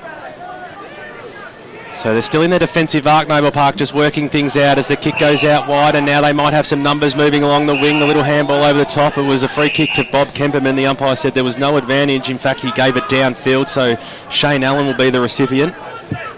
Almost on true centre wing position here, Shane Allen. Some of the quality players for each team starting to get their hands on it. Barden, Froud, Kemperman, Anderson. Well, Anderson just coughed it up, and Wilson got it back to Barden, who kicks it inside forward 50, and guess who? Matt Gregg takes the mark about 50 metres out from goal. Kyle Emley was running on deep into the pocket, and he's still free, Kyle Emley, if Matty Gregg wants to spot him up. But the big fella knows he can kick the distance, and he knows that it's important kick, so he'll have a shot from 55 metres out directly in front. Very good team-oriented play of him just to stagger and pretend he was considering passing it off to them, Greg. He just, sorry, Kyle, you closed up. I better go back and have a crack myself. Well, he starts his run up from the middle of Bayswater Oval. He's kicked 1 goal this afternoon, and he's had a couple of sprays as well. Back him in. He starts this run up, moves his way to the top of the centre square now, sets sail for goal. Have a look at that one, straight off the boot, over the goal umpires. It goes for Matt Gregg's second of the afternoon, and that was a roost if ever I've seen one on the Bendigo Bank scoreboard. Vermont move out to a 12-point lead, 5 goals, 14-44. Noble Park a 4-8-32. We've crossed the 10-minute mark of the third term. Frosty, I said quality players were starting to get involved, and Matty's certainly one of those. We see Sideshow Bob returning the ball here. What can Noble do to get Dorr more involved in this quarter? Well, it's just about that ball movement, getting it down there quickly, getting him isolated one-on-one. I mean, he's on a relatively inexperienced player in Dean Waller. I think he can beat him one-on-one, so it's just about that ball movement down there to him. Fake with a decisive tap down to Georgie Angelopoulos, who came off the half-forward line and went bang inside towards the forward 50-metre arc. Taken, though, by Davis. Tucked the ball on the arm and got it across to Chris Barden. Barden didn't pay under pressure, got it back to Davis, and now they work it all the way back here to the Eagles. Waller goes towards left half-back line, and it's taken nicely by Emley, and he's off and running on that outer side. Emley's long kick up towards the half-forward line. Mendez almost pushing the back, and a free kick will go the way of Mendez against Kelly on that occasion. Was some holding off the footy on that occasion, and Mendez will receive the ball 50 metres out, left half-forward flank. You have a fair bit of distance to cover, but he's a class player, Dan Mendez. Look, he is. Kicking's not his strongest point. I'd expect him to look to give this off late. He's really got to get him beside him, So Mendez goes back now, unloads from 50 metres. It's a low straight kick, and the goal square Van Union was there off hands and through for minus score to the Eagles. Their 15th minus score for this Choose Tap qualifying final. 5:15:45 of Vermont, 4:8:32. Noble Park, 11 and a half minutes gone on the Bendigo Bank scoreboard. Well, Kemperman goes very short to Bull. Takes the mark. Vermont press starting to take shape again, so I see him really trying to tighten the screws here. So they've been going right out of the kick in, and they've straightened themselves back up, all created the switch, and this time they go right down the middle, and the mark's been taken there by Keeley. Could have nearly copped 25. Big Taylor stands the mark. He'll go out wide. Kemperman has a bounce. Now winds up on that familiar left boot, kicks it up towards Angelopoulos. He dropped what he probably should have taken, but he'll go after it again. Georgie got a little handball out. Big Door gets down on hands and knees to try and scoop upon it. The umpire said he'll reward that effort and gives the big man a free kick about 60 metres out from goal. Not too much up forward for him at this stage, so he'll go backwards to go forwards. The kick in board this time by Ball to the top of the goal scorer thereabouts. Big fly over the back of the pack by a Millhouse, and who said he was feeling a little bit tender because Dean Millhouse has gone up and taken a ripper mark. As we've already said, he is the general across the back line as Vermont link up again. Johns on the right boot. It's got to be clean, and he was. He'll go for the 1-2. In fact, Ellis came running past then and took the mark and kicked it up towards the wing position. That was a beautiful looking kick. Daniel Mendez takes it, lace out on the chest. He'll swing around now on the left boot, kick the ball up towards the Gregg direction, and he comes out and takes another mark. And based on his being able to get the distance of the journey in the last kick, he'd probably fancy himself from here, Matt Gregg. I thought maybe too far even for Matty. He is looking around. I wouldn't be surprised if he sat at the top of the square, but who am I kidding? He'll have a go. So Matt Gregg, 2 goals this afternoon from 55 metres out. He set sail for goals, and it was a bit of a wobbly one off the boot and over the boundary line and out of bounds as we cross down boundary side, thanks to Akira Urgent Care to Damien Watson. Well, BWS, that breeze has picked up. It's actually a northwesterly breeze, so it's blowing diagonally across the ground, and you could see from that kick as well. So Kelly has got it in the back pocket. He's found a lead here, Stewie Kipman. On the Bendigo Bank scoreboard, Vermont by 13 points, 5-15 plays 4-8. As the Bulls work this across their defensive goal line now. Keeley with the footy. Of course, a former Port Melbourne player, Dan Keeley, had a very nice season ever since slotting into the Bulls' lineup in that Queen's birthday game against Bwood in this season. Suffered a really bad injury pre-season as well, a head injury. A late start for the year for Dan Keeley. So Kepperman now off half-back. Handballs it over the top to Plymouth. And Luke Smith has now got the footy at left half-back, and he goes along the broadcast when it is a shank off the boot and it lands in the arms of Lockie Johns. He sends it inside forward 50. Greg all on his own. He had no one with a 10-metre radius of him, and the big redhead said thanks very much, and he'll go back from almost directly in front and look through his third. Grant Campbell thanks to Choose Tap. Some of the leading player disposals for Vermont: Barden with 16, Mullet 14, Henley 13. For Noble Park, Stuart Kemperman 17, Anderson 16, and Keeley and Allen 15 apiece. Yeah, look, great to see them really attacking the mouth of the goal there and bringing it inboard. And BWS, did I notice a bit of a swagger from the gentleman on my left just during that bit of call then? Really feeling happy about things? Oh, he's... the redhead. The redheads are sticking together. We've got to stick together. On a hot day like this, I'm sure Matt Gregg would have just slopped on the sunscreen today, and he looked to slot through his third goal this afternoon. The legend comes in and makes no mistake, and Vermont have got a nice little break on the Bulls now. 6:15, 51 are the Eagles, 4:8:32.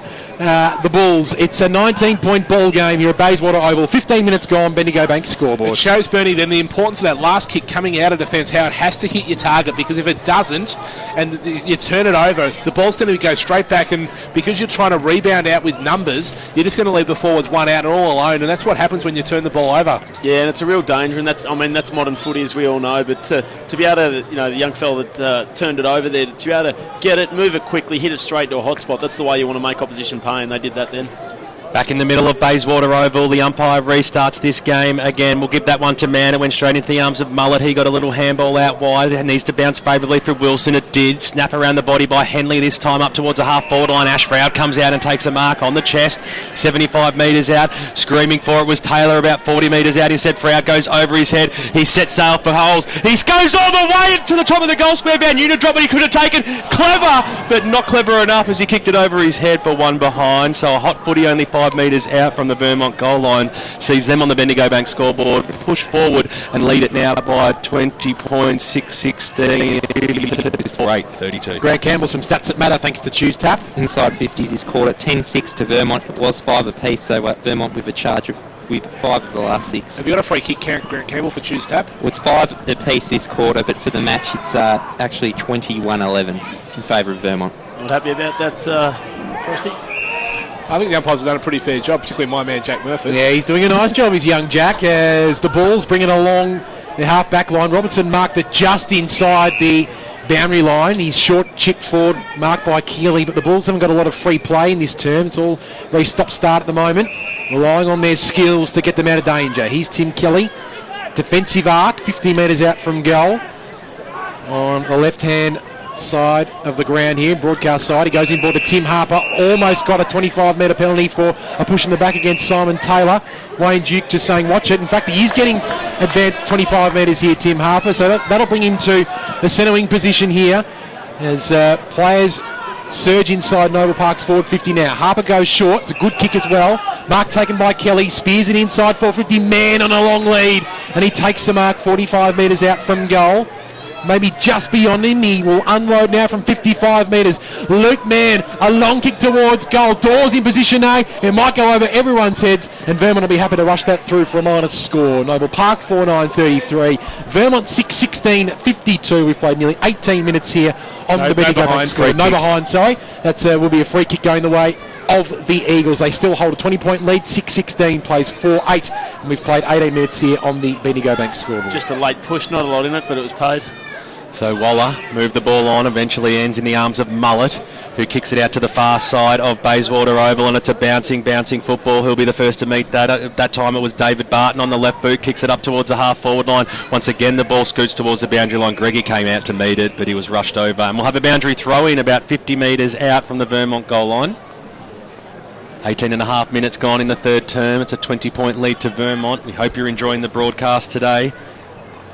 Finals footy at its best. Finally, the weather has hit Melbourne, and we're going to see some ripper football over the next month as the umpire throws it up. McConnell tried to take it at the fall. The ball is Matt Gregg. He was wrapped up, and we'll once again another stoppage, 45 metres out from the Eagles' goals. Good setup here again with their press. They got their numbers up. They got the one loose behind. So, just need to make sure that Noble don't get them on that slingshot goals they have earlier. That time it was fake over the back of the pack, straight into the arms of Johns, who somehow worked in a phone box, got a kick to about 30-metre arc. Henley might be on the end of a good handball here, run down, made some space. Noble Park somehow got a scrambling kick towards the safety of the boundary line on the opposite side of the ground, which is the members' side, and we'll have a boundary throw-in, 55 metres out from the Vermont goals. Grant Campbell, some stats that matter, thanks to Choose Tap. Well, the kick counts 40-33 in favour of Noble Park, but probably Vermont using it better this quarter. Fake got the knockdown straight into the arms that time, though, of Ross. He got dispossessed. Now Shane Allen has it for Noble Park on the half-back line, boots it up towards the wing position. Dore will be the big fly here, and second bite couldn't quite pull it down. And the fall of the ball, Lehman got boot to ball and kicked it out of that danger zone, but to no avail because the mark's been taken by Sam Monaghan. Just on that kick count, Vermont really starting to link and handball and break the lines a little bit more this quarter. I think that's been a huge reason for them starting to take ascendancy of this game. Shane Allen takes the mark. Really has been a go through man today for Noble Park. Dangerous kick to Plymouth, but it found him. So they're going the long way, Noble Park. Anderson on short options on. It's a dangerous kick. Second bite, he had to be good, and he certainly was Keeley. He's had a good third term so far, Keeley. Moves the ball on. Harper, who's been relatively quiet but had a super first half, got the handball away. Anderson up towards the half-forward line. Angelopoulos, he judged the ball better than anybody else. Now on the right boot, sends the ball inside forward 50. It was a good kick too. One-on-one situation, beautifully knocked away there by Waller. In fact, it was Henley that time. He had Tim Johnson there for support. He's been picked up in a tackle. Somehow got the handball away. That was good play. Bargee through a pack. There was Crow. Got the handball away to Barden. Now across the half-back line for Vermont. Streams the ball up towards the wing position just inside the centre square. Noble Park was a 3-on-1 situation. Froud couldn't pull it in. Shane Allen there to mop up, as he always is for Noble Park. The short option's on, and the Bulls can do it again through Stu Kemperman. They can. He's on the outer side. True centering position with the Bulls down by 20 points. 21-minute mark here on the Bendigo Bank scoreboard. Third term. Anderson receives now. He's immediately wrapped up, and Vermont might get the ball here on the turnover. Henley's now got ample time. He spears the ball inside forward 50. Robinson got a very unkind leg break on that occasion, but Keeley's at the back to mop up for Noble Park. Keeley got a little hand pass over the top. Works out nicely for Stuart Kempman. He sweeps the hand pass over the top to Bull, who's been relatively quiet today for the Bulls, but that's a good kick on that occasion. He's got McConnell there on the outer side. He took the mark, played for the 25-metre penalty, but umpire Jack Murford said no. He plays on to Bull now. Kick inside 50 to Dore. Good strong mark by the big man, and Brett Dore can go back from about 30 metres out, right side for a left footer, and look to put through a much needed goal for the Bulls. Just too strong there, Frosty. Yeah, it needs to kick this goal as well, Bernie. If Noble Park are going to win this game of footy, they need to start taking the most of their opportunities. So needs to go back, kick the goal here, reduce the margin back to 14 points going in just before three-quarter time. Well, to kick it, Frosty, he's got to try and rectify his scoring today, because he's kicked 1 goal 4 for the Bulls today. He's on the right side for a left footer, Brett Dore. From 30 metres out, he comes in now, looks a little left off the boot, but it squeezes in, and Noble Park are still in this one here at Bayswater Oval. Brett Dore kicks his second, and Noble Park go to 5-8-38. Vermont 6-16-52, 22 minutes gone. Bendigo Bank scoreboard, third term, Division 1 Choose Tap qualifying final. And look, that's the first time the whole quarter they've looked to really counter-punch. They've managed to get the ball up across half-back, set up there and start to run it through. And although the young fella McConnell tried to fake for the free, he did make sure he rewarded the runner, gave the quick handball inside to a one-on-one. As you were saying before, he's very dangerous if you can get him in that scenario. And that's exactly right. And the other thing for Vermont's dominance this quarter, if Noble Park can pinch a late goal going into the three-quarter time, they've probably withstood that pressure and that challenge that Vermont have had thrown at them and not been able to be blown away. So I reckon it's really cards on the table in the next 5 to 6 minutes here in this quarter. Well, Chris Barden had something to say about that. He bombed it inside forward 50. Van Noonan fell over, so Noble Park through the arms of Plymouth now, gets it over the top to Anderson, switches the play out wide. That was a good looking kick too, and the mark's been taken there by Keeley on the right boot, surges the ball up towards the half forward line. Nobody was home except for Shane Davidson on the right boot now, kicks it up towards the Crow direction. That was a super lead. He led a long way to take that mark, and it was a ripper kick to find him. Winds around now on the right boot, kicks it to the hot spot. Nobody's home though. Taylor had the back spot, and Tim Kelly read the ball better, and now he'll wind around on the left boot.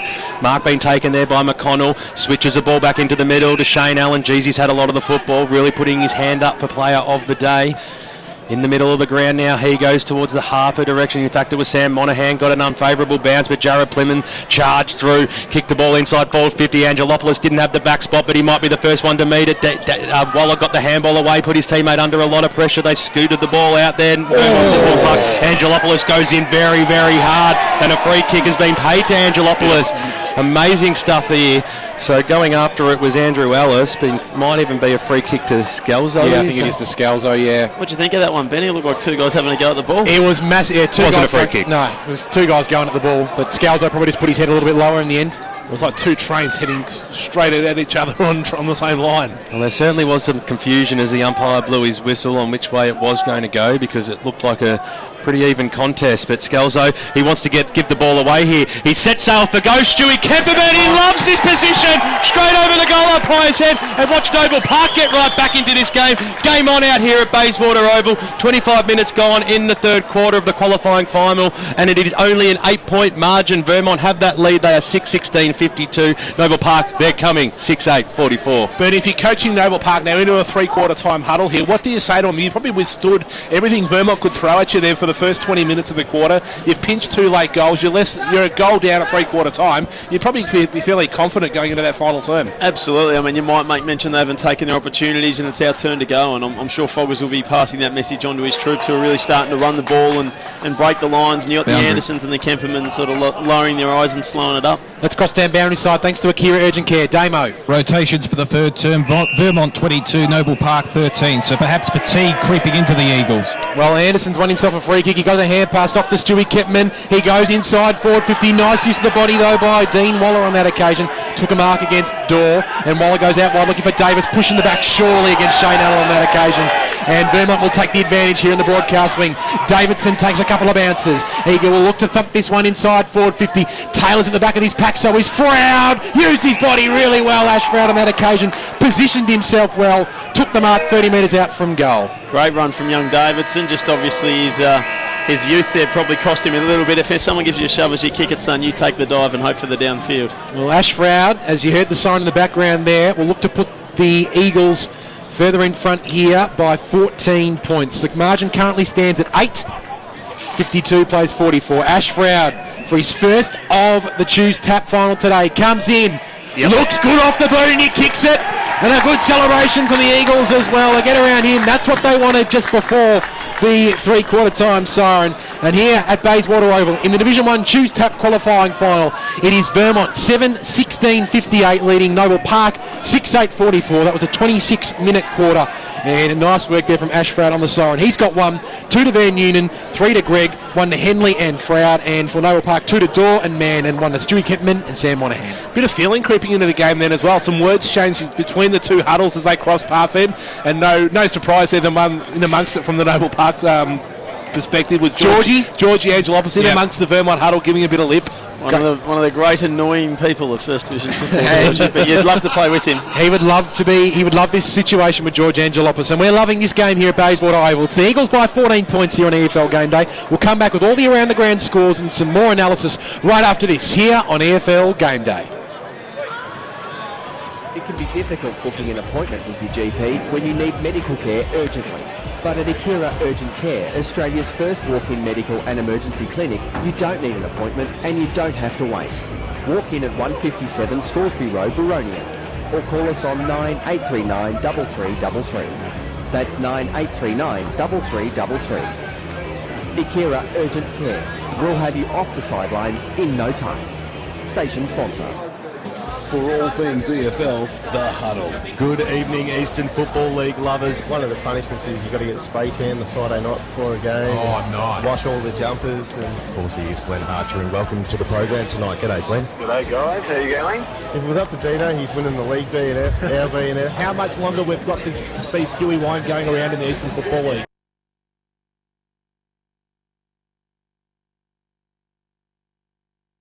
Radio Eastern. Radio Eastern 98.1, this is EFL Game Day, back for the last quarter of the Choose Tap qualifying final between Vermont and Noble Park. In just a moment, it's a very exciting game. Right now, though, with the Pips coming through for 4 o'clock, let's check some AFL before we go back. And firstly, the game between St Kilda and Fremantle being played this afternoon. It's the 14-minute mark of the last quarter, and St Kilda 14-12-96 lead Fremantle 6-5-41. Major goal kickers for the Saints. Lee has 3, Montagna 2, and Rewalt also 2. And interestingly enough, Montagna and Stephen both have 43 disposals at this stage. Goal kickers for Fremantle, Crozier, Ball and Hannah have 1 each. And now the other game is proving very interesting indeed. It's down in Geelong, between Geelong and Brisbane. It's the 17-minute mark of the third quarter. And Brisbane are just in front. Brisbane 10-6-66 are leading Geelong 8-17-65. So some bad kicking on the part of Geelong so far. For Geelong, Bartel, Caddy and Chapman have 1 each. And for Brisbane, McGrath is on fire. He has 4, Leicester 2 and Zorko also 2. And our twilight game this afternoon is over in Adelaide, Amy Stadium. It's between Port Adelaide and Carlton. But after this break, we'll be back for the last quarter of the Choose Tap qualifying final between Vermont and Noble Park right here on EFL Game Day. Desperately need budget-friendly windows? Visit T&B Discount Window Warehouse. You'll have the right Radio Eastern. For all the latest news and information on the Eastern Football League, make sure you check out our website, www.efl.org.au. EFL Saturday Game Day continues. Let's head back and go local for your footy. Welcome back to Bayswater Oval and the Division 1 Choose Tap qualifying final, and it's a stunning game so far. It's 3-quarter time and it's Vermont 7-16-58 leading Noble Park 6-8-44. It's been a tight encounter throughout. Vermont got away to a little bit of a lead in that third term, looked to maybe have the game in their control, but a couple of late goals really got Noble Park back into the game, and a really tight game so far. The goal kickers, Van Unen, he's kicked 2 Vermont. Matty Gregg's kicked 3, and singles to Nathan Henley and Ash Froud. 4 Noble Park, 2 to Brett Dorr and Luke Mann, and 1 to Sam Monahan and Stuart Kemperman. Grant Campbell, you have the Choose Tap stats that matter. What are the key stats at 3-quarter time? Well, some of the player disposals, leaders for Noble Park, Stuart Kemperman with 23, Daniel Keeley with 22, Craig Anderson 20, Shane Allen 19 and Tim Kelly 18. For Vermont, Chris Barden has 18 disposals, Ryan Mullett 16 and Nathan Henley 15. Looking at from a team perspective... Just going to cut in for a second here, Grant. We've got Damien Watson with the coach of Noble Park. Well, Mick, a 14 points deficit at 3-quarter time. How are the boys going to whittle back that trailing margin in the final term? Oh, we're just taking the game on. We're just going to play on it every opportunity, get it in as quickly as we can into our arc, allow Door 1 out, allow Mam 1 out. Hopefully that we've got some decent ball movement through our backs as well. And we just got to take it. I don't care if we get beat by 10 goals just through our stupidness of turning it over. We've got to take the game on, and that's how we can win it. And obviously a warm day. How have the players responded to the effects of the heat, and will they run the game out well? I hope so, because we haven't had these warm conditions since pre-season, so I'm hoping they've got it in them, mate. Okay, thanks for your time, Mick. Thanks, mate. Thank you there to Damien Watson, our Akira Urgent Care boundary rider. Grant Campbell, if you want to continue with the key stats. Yeah, well, probably the big thing for Vermont that quarter, they kicked 4-2 from set shots, whereas in the first half they only kicked the 1-6. Vermont again had less disposals. They had 62 for the quarter, 84 to Noble Park, and uncontested possessions, Noble Park won that 57-33, but a lot of them were just junk, irrelevant ones inside defensive 50, so I don't think you can read too much into that. Hit-outs and clearances were close. Inside 50s is probably a more relevant stat, and that was won again by Vermont, 15-11. If Noble Park are going to win this game, you think they're going to have to get the ball inside 50 more often than Vermont this quarter. Grant Campbell, all thanks to Yarra Valley Water. Be smart, choose tapping in. Special comments as well. Nice little 2 cents work there from you, Soupy. Vermont 7-16-58 leading Noble Park 6-8 44. 3 goals to Greg for Vermont and 2 to Van Noonan and 1 to Henley and Froud. And for Noble Park, 2 to Mann, 2 to Dorr and 1 to Monaghan and Stuart Kempman. We're almost set here for a start in this Choose Tap Division 1 Grand Final. It should be magnificent final quarter and we're set for a big final term. It's the winner, of course, will go on and qualifying final. Thanks, Bruce, from Loft Productions. As Vermont lead this one by 14 points. The winner will play ball next week in the second semi-final. The final quarter starts now. Here's BWS. And we're set for a grandstand finish as well as the umpire threw it up. Fake got the knockdown. The umpire will restart it once again right in the middle of Bayswater Oval. You're one of the huddles, Bernie? Yeah, went and had a look at Vermont.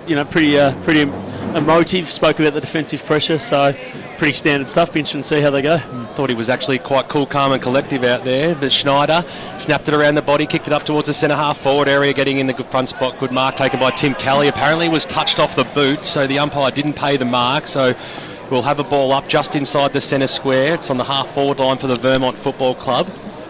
30 seconds gone in this final term. It should be an absolute cracker at the stoppage. Noble Park got the clearing kick up towards the harbour direction in the middle of the ground. He was quick to get back over the mark and move it on. Inside forward 50. The kick goes up towards the door direction. No, the ball, Angelopoulos. It just won't bounce favourably for him this afternoon as Barton got the ball. Handballed backwards to go forwards, and they've got the numbers on the wing here. The Vermont Football Club. Wilson got it to Waller.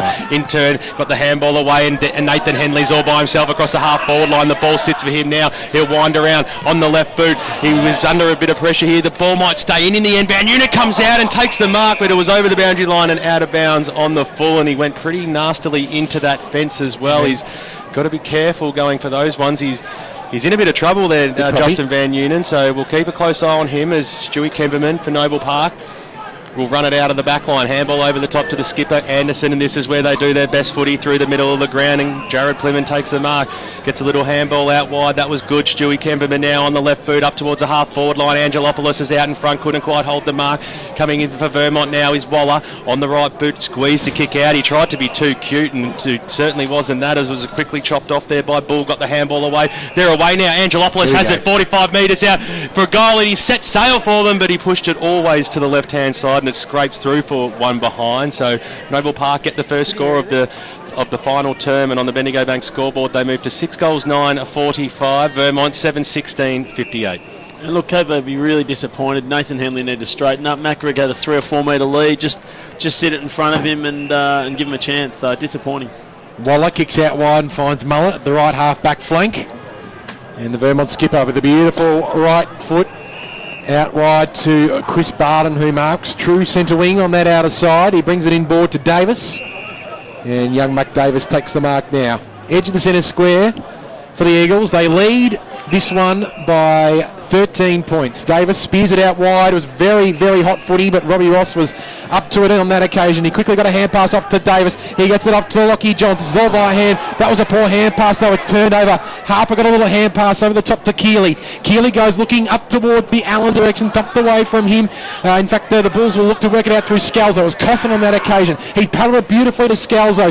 Inside towards Dorr. Thumped away from him by Waller. Going in hard. Well done, Dorr. Great second effort. Scalzo paddled it nicely. Even better second effort on that occasion by the Eagles. That was from Schneider, and they work it out wide here to Taylor on true centre wing position. Taylor chips it over the top. That's a poor kick. That's gone into the fans there, into the car parking area, and it goes out of bounds on the full, and Robertson will be the recipient. Just cut Froud over the top, but Henley's normally a pretty good kick for goal. He goes inboard to Gregg, and Matty Gregg takes the mark 45 metres out right side. Well, not the right side for left footer. There's not much angle.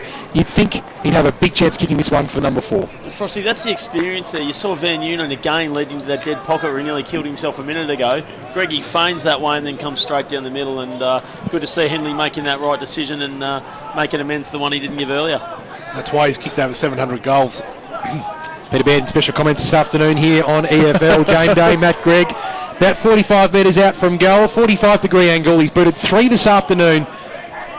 The veteran standing up in the big time. From 50 metres out, Matt Gregg unloads. Looks pretty good off the boot. Might just fall short. Big fly from the Bulls over the top. A free kick's being paid. It will go the way of the Bulls in the defensive goal square. Vermont 7-16-58. Noble Park 6-9-45. Let's cross down boundary side to William Vickers, thanks to Akira Urgent Care. Gents, we've already seen interchanges from both sides in this final quarter. One thing Chris Barlow did stress in his three-time huddle was let's get these interchanges rolling through straight away. We need to keep you boys fresh, get off quickly and get it done. Quite emotive as he said it too, BWS. He's full of emotion, Chris Barlow, as Stewie Kemperman drives the ball out of the danger zone. The great mark's been taken out there by the big man in fake.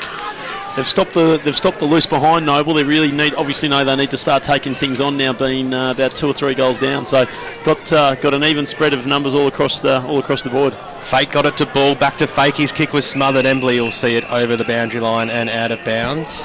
Grant Campbell, some stats that matter thanks to Choose Tap. Kicks in this quarter 16-12 in favour of Vermont, handballs 11 apiece. So we've gone 6.5 minutes in this final term, just waiting for the ball to be brought back into play. I think we might have a blood rule on our hands here as the play stopped. Yes, it'll be Justin Van Noonen, and when he hit the fence he's grazed his knee, so no doubt they'll get that cleaned up relatively quickly as he comes on, and a handy little replacement in Ryan Mullett just strolls onto the park out here at Bayswater Oval. Can play allegedly. Apparently so. So the umpire just waiting him to find position, and we'll be all underway again as there's a bit of a stalemate here this final term. Number 1 in Frosty's top 50 as well. Best player in the comp, Bernie, your opinion? Oh, fantastic player, Ryan Mullett. You hoping I'd bite there, Frosty, but no, I did say earlier, I think Joel Perry probably the best key position player in the comp at least. Someone give Peter Baird a soother as Anderson's wrapped up in a tackle, and we'll have a bounce. Just around the grounds for BWS very quickly. Croydon lead Mooroolbark by 5 points, 3-quarter time. Montana South leads Doncaster by 14, and Sylvan, their lead's been cut back to 20 at 3-quarter time. Well, plenty of great finals as you go local for your footballers. Robbie Ross received a free kick. It goes towards the Greg direction. He almost used his body perfectly. He went after Robertson, who just coughed it up. He could have been pinged holding the ball on hands and knees. Andrew Ellis will hold the ball up inside the forward arc for Vermont, and we'll have a bounce right near that Bendigo Bank scoreboard, which shows a handy 13-point lead to the Eagles. Both ruckmen went up it. There was no clear knockout that time. Ball hit the deck. Sam Monaghan banged it on his boot, drove the ball out towards the wing position, got a valuable 35 metres or so on it, and over she goes for a boundary throw in. Next goal critical, gents. I think, if Vermont can get one more, it starts to feel like it's slipping away from Noble. If they get it, obviously we're back to just over a kick and it's game on. So this next 5 or 10 minutes should be really interesting. Pye throws it in, Fake over the back of the pack, knocked it down. Keeley tried to trap the ball, couldn't quite, but in comes Shane Allen to add some class to the situation. He got a little handball away. Scalzo needs to sit up nicely for him. Back to Keeley. Haven't they linked up well here? Keeley from 45 metres out. This might go all the way. It bounces, and just bounced the wrong way for Noble Park, through for one behind. So that was quick end-to-end football once again by Noble Park. Clean skills got them all the way down there in under 20 seconds. 6-10-46 they moved to on the Bendigo Bank scoreboard. It's a 2-goal ball game. Vermont 7-16-58. Grant Campbell, some more stats that matter, all thanks to Yarra Valley Water. Be smart, choose tap. Inside 50s, just 3 apiece this quarter. Noble Park leading the clearances for the first time, 4-2. So Barton's got it in the middle, in the back pocket here for the Eagles. He'll go back towards his defensive goal square where Millhouse marks. Dean Millhouse goes over the top to Barton. It was a dangerous hand pass because Angelopoulos came in trying to apply that forward pressure. As a free kick is going to be paid back here. The goal umpire is conferring here with umpire Jordan Buckingham. Did he play on maybe for a minor score? He did. Millhouse did play on for a minor score. So behind will go the way of the Eagles. In fact, so interesting. Vermont 7-17-59 to Noble Park 6-10-40. Andrew Ellis for Vermont, and he will line up for goal from about 40 metres out, at a tight angle for a right footer. Just Simon Taylor here behind the ball, really directing not just the play with the footy, but before that the players around him to set up. And 31 years old, just turned, and great AFL experience. He's a real asset to the Eagles out there. Turned into one of Vermont's most important players. Andrew Ellis played all 18 games this season. He unloads from 40 metres out, looks pretty good, and he kicks the goal. Andrew Ellis, nice work from the Eagles. And that is a 17-point lead now for Vermont. 8-16-64. Noble Park 6-11-47. 11 minutes gone in the third term on the Bendigo Bank scoreboard. And the look on the face of the man to my right looks like he's not too happy about the possibility of having to buy that first drink after the game. And it certainly would be a first too, Bernie. At the 11.5-minute mark of the final term, it's a very handy 17-point lead to the Vermont Football Club, and we started all again in the middle. Fate got a good knockdown that time, but went to absolutely no one. Had to leave it for Anderson to come in and barge his way through some traffic. Got a kick up towards the half-forward line, holding the man against Luke Cody, who's just come onto the ground for Davis. So Vermont across the half-back line have a chance to go at it again. Switches the ball out wide. The mark has been taken out there by Tim Johnson. He's got players to move on the wing in the skipper in Ryan Mullett. You can see Schneider screaming for it at half-forward. Mullett goes towards the Gregg direction. He used his body quite well. The umpire said no, it was a little bit too harsh. So Matt Gregg gives away the free kick about 20 metres out from the Vermont goal. So Noble Park through Bobby Kemperman will be able to bring the ball back into play. In fact, it's Andrew McConnell. They're just waiting for a few options. It's a little bit stagnant across the half-back line for Noble Park.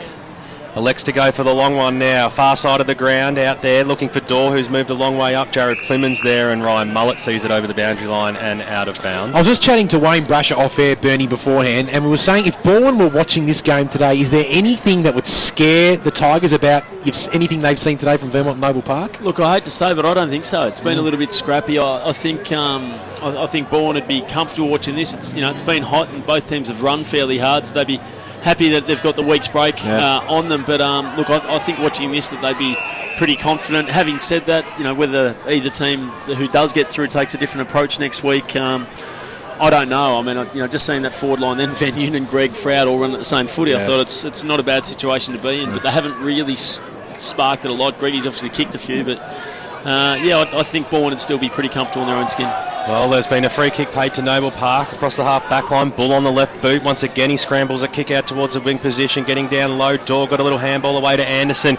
Now the touch of class through the middle of the ground. Swings the ball on the right boot. It was a handy-looking kick too. Had two players to beat out there. Was Cody. Go after it again. Wilson will come in for Vermont. He's been really good across the half-back line for them today.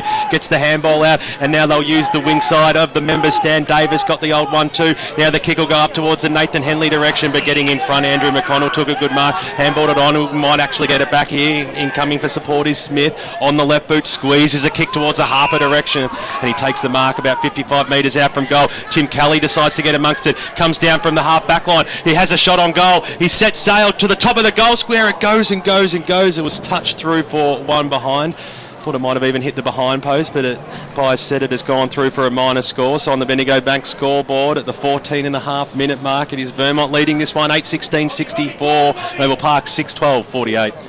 So the Eagles bring it in from their defensive goal square. Mark taken by Schneider. Started really well, Schneider. Probably been a little bit quiet since, but he's got the footy now at half-back. Game just feels to have lost a little bit of that zip about it, which Chris Barlow and the Vermont coaching group be more than happy about. And I think, Noble would really need to start to take the game on, link up with handball and roll the dice on a few contests here, and wouldn't be surprised if Mick Fogarty sends out the runner with that message soon. So the ball's gone over the line and out of bounds. True centre wing on that outer side. It'll be Taylor and Fake to go at it. Big Vergan got that tapped down. And Noble Park might try and get this clearance. Keeley almost won himself a free kick. A Noble Park supporter certainly wanted it. They didn't get it. And Vermont get the ball through Davis. He speeds it towards Greg at the edge of the centre square. Greg's got Henley leading deep. He goes in that direction now. It's a good kick. Henley's equal to the task. Strong mark by Nathan Henley. Left forward pocket. Had Robertson to beat. Used his body well. Good positioning. And he can go back and look to put through his second. It was a good kick to advantage, though, from Matt Gregg as well. Put it into the position where Nathan Henley was able to protect the drop of the ball. He took the impact, wore the bump for his team, and still able to hang on there. So smart play all round. Yeah, and look, Robertson couldn't have done much more. He got the body on early and caught Pinner a bit by surprise, I think, and looked like he had him out of the contest. But quality player and hung on to it, and if you can just make sure he aims straight at this left goal post, I think it just might sneak in. Nathan Henley comes in now, the 2007 Chandler medalist, kicks towards goal. It looks a little right. It might not make the distance. Big fly, and the mark's been taken on the line, has it? No, it's gone through for a minor score. Van Unen tried to claim it. Goal umpire said no. I want to wave my flags. Vermont 8-17-65. Noble Park 6-12-48. 16 minutes gone. Fourth term. Bendigo Bank scoreboard. The kick in now, Kemperman's gone over the goal square line by probably a millimetre, and he spotted up Monaghan too with a nice pass, but we'll be having a ball up now at the top of the Vermont goal squares. Coaches must hate that, Bernie. Yeah, certainly fairly frustrating. Not great when you do it yourself as a playing coach. I'll give you that. So there's a hot footy at the top of the Vermont goal square here as there's 20 players that form over the back. A big fist away by Fake through for one behind. We expected that to happen. So that was really lucky though, because he almost fisted it through on the full, and that would have been a free kick to straight the other way. Yeah, lucky it was touched. Bit of a brain fade, and fortunate the Vermont player got a hand in. So the short pass is on to Robertson. He might go back to Kemperman here. Does so. They switch the ball out wider. Brothers working in arms. Stu to Bob. Now on the left boot. Kicks it out towards the wing position. Nobody's home there. Davidson might be the first player for Vermont to meet the football. It might stay alive for him. It does. He picks it up. Coming in, Stu Kemperman got a hand on it and forced the boundary throw in. So 70 metres out from the Vermont goals. They're enjoying the fact that these minutes are ticking away at the moment. It's been a low-scoring final term, so I don't expect it to go much longer than 25 minutes at this stage as Taylor goes up in the ruck, knocked it nicely down to Barden, who got a handy little tap over Daniel Mendes, who somehow didn't get a push in the back, even though his opposition player in Harper fell right on him, and will have a ball up in the middle of the centre square out at Bayswater Oval. I don't like the idea of, I think it's Bull playing loose back behind this contest. I'd rather see him come sit on this far side of the ground and really start to roll the dice and take on some of those 50-50s, and this one could have gone straight to him. Well, Smith in turn got the hand pass to Plymouth. He just thumps it on the boot in hope more than anything else. But once again, Millhouse goes back and takes another mark for Vermont. Done that so many times over so many years, Millhouse, and he links up with David Barton. He gets a hand pass over the top to Mendez. Just had a slippery butterfingers on that occasion and allowed Angelopoulos to come in and almost force a turnover. Dawes on the bottom of that pack as well as Andrew Ellis, and we'll see a ball up. In fact, no, a free kick being paid late here coming against Noble Park. The faithful don't like that one. Went against Daw, and Barton receives it now in the middle of the ground. He's kick up towards the half-forward line. Ball needs to sit nicely here for Ball. It didn't, and a free kick again going this time though to Noble Park. Umpire Jordan Buckingham saying Ball was taken a little high on that occasion. Maybe evening it up a bit. And we'll see the free kick. We've got Michael Vozzo just to the right. We'll see what the Voz says a little bit later on as Horton Milne marks here for the Bulls.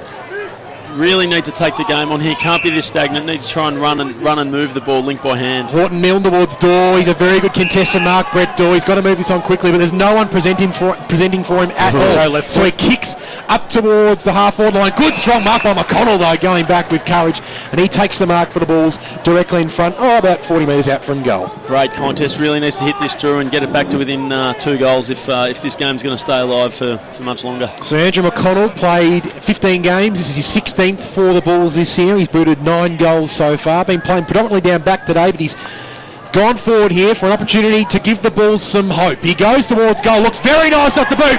And McConnell gives the Bulls a chance at Bayswater Oval. Vermont 8-18-66. Noble Park go on to 6-12-48. I think that should be 7-12-54. So we're back to a 12-point ball game. 20 minutes gone on the Division 1 Choose Tap qualifying final on the Bendigo Bank scoreboard. Margin reduced to 2 goals heading into time 1, Bernie. It's still enough time if you're prepared to take the game on, and that's the key though, isn't it? As you said, they need to be prepared to roll the dice. They need to be prepared to lose by 3 or 4 goals to try and win the game here. Absolutely, and I mean keeping it tight like this is just going to make that beer taste a bit better, I'd suggest, Frosty. It's going to be a big 10 minutes of football. Can do Vermont have the answers as Big Crow goes up? It takes a ripper mark at centre half forward. He's hot to trot and he gets up quickly.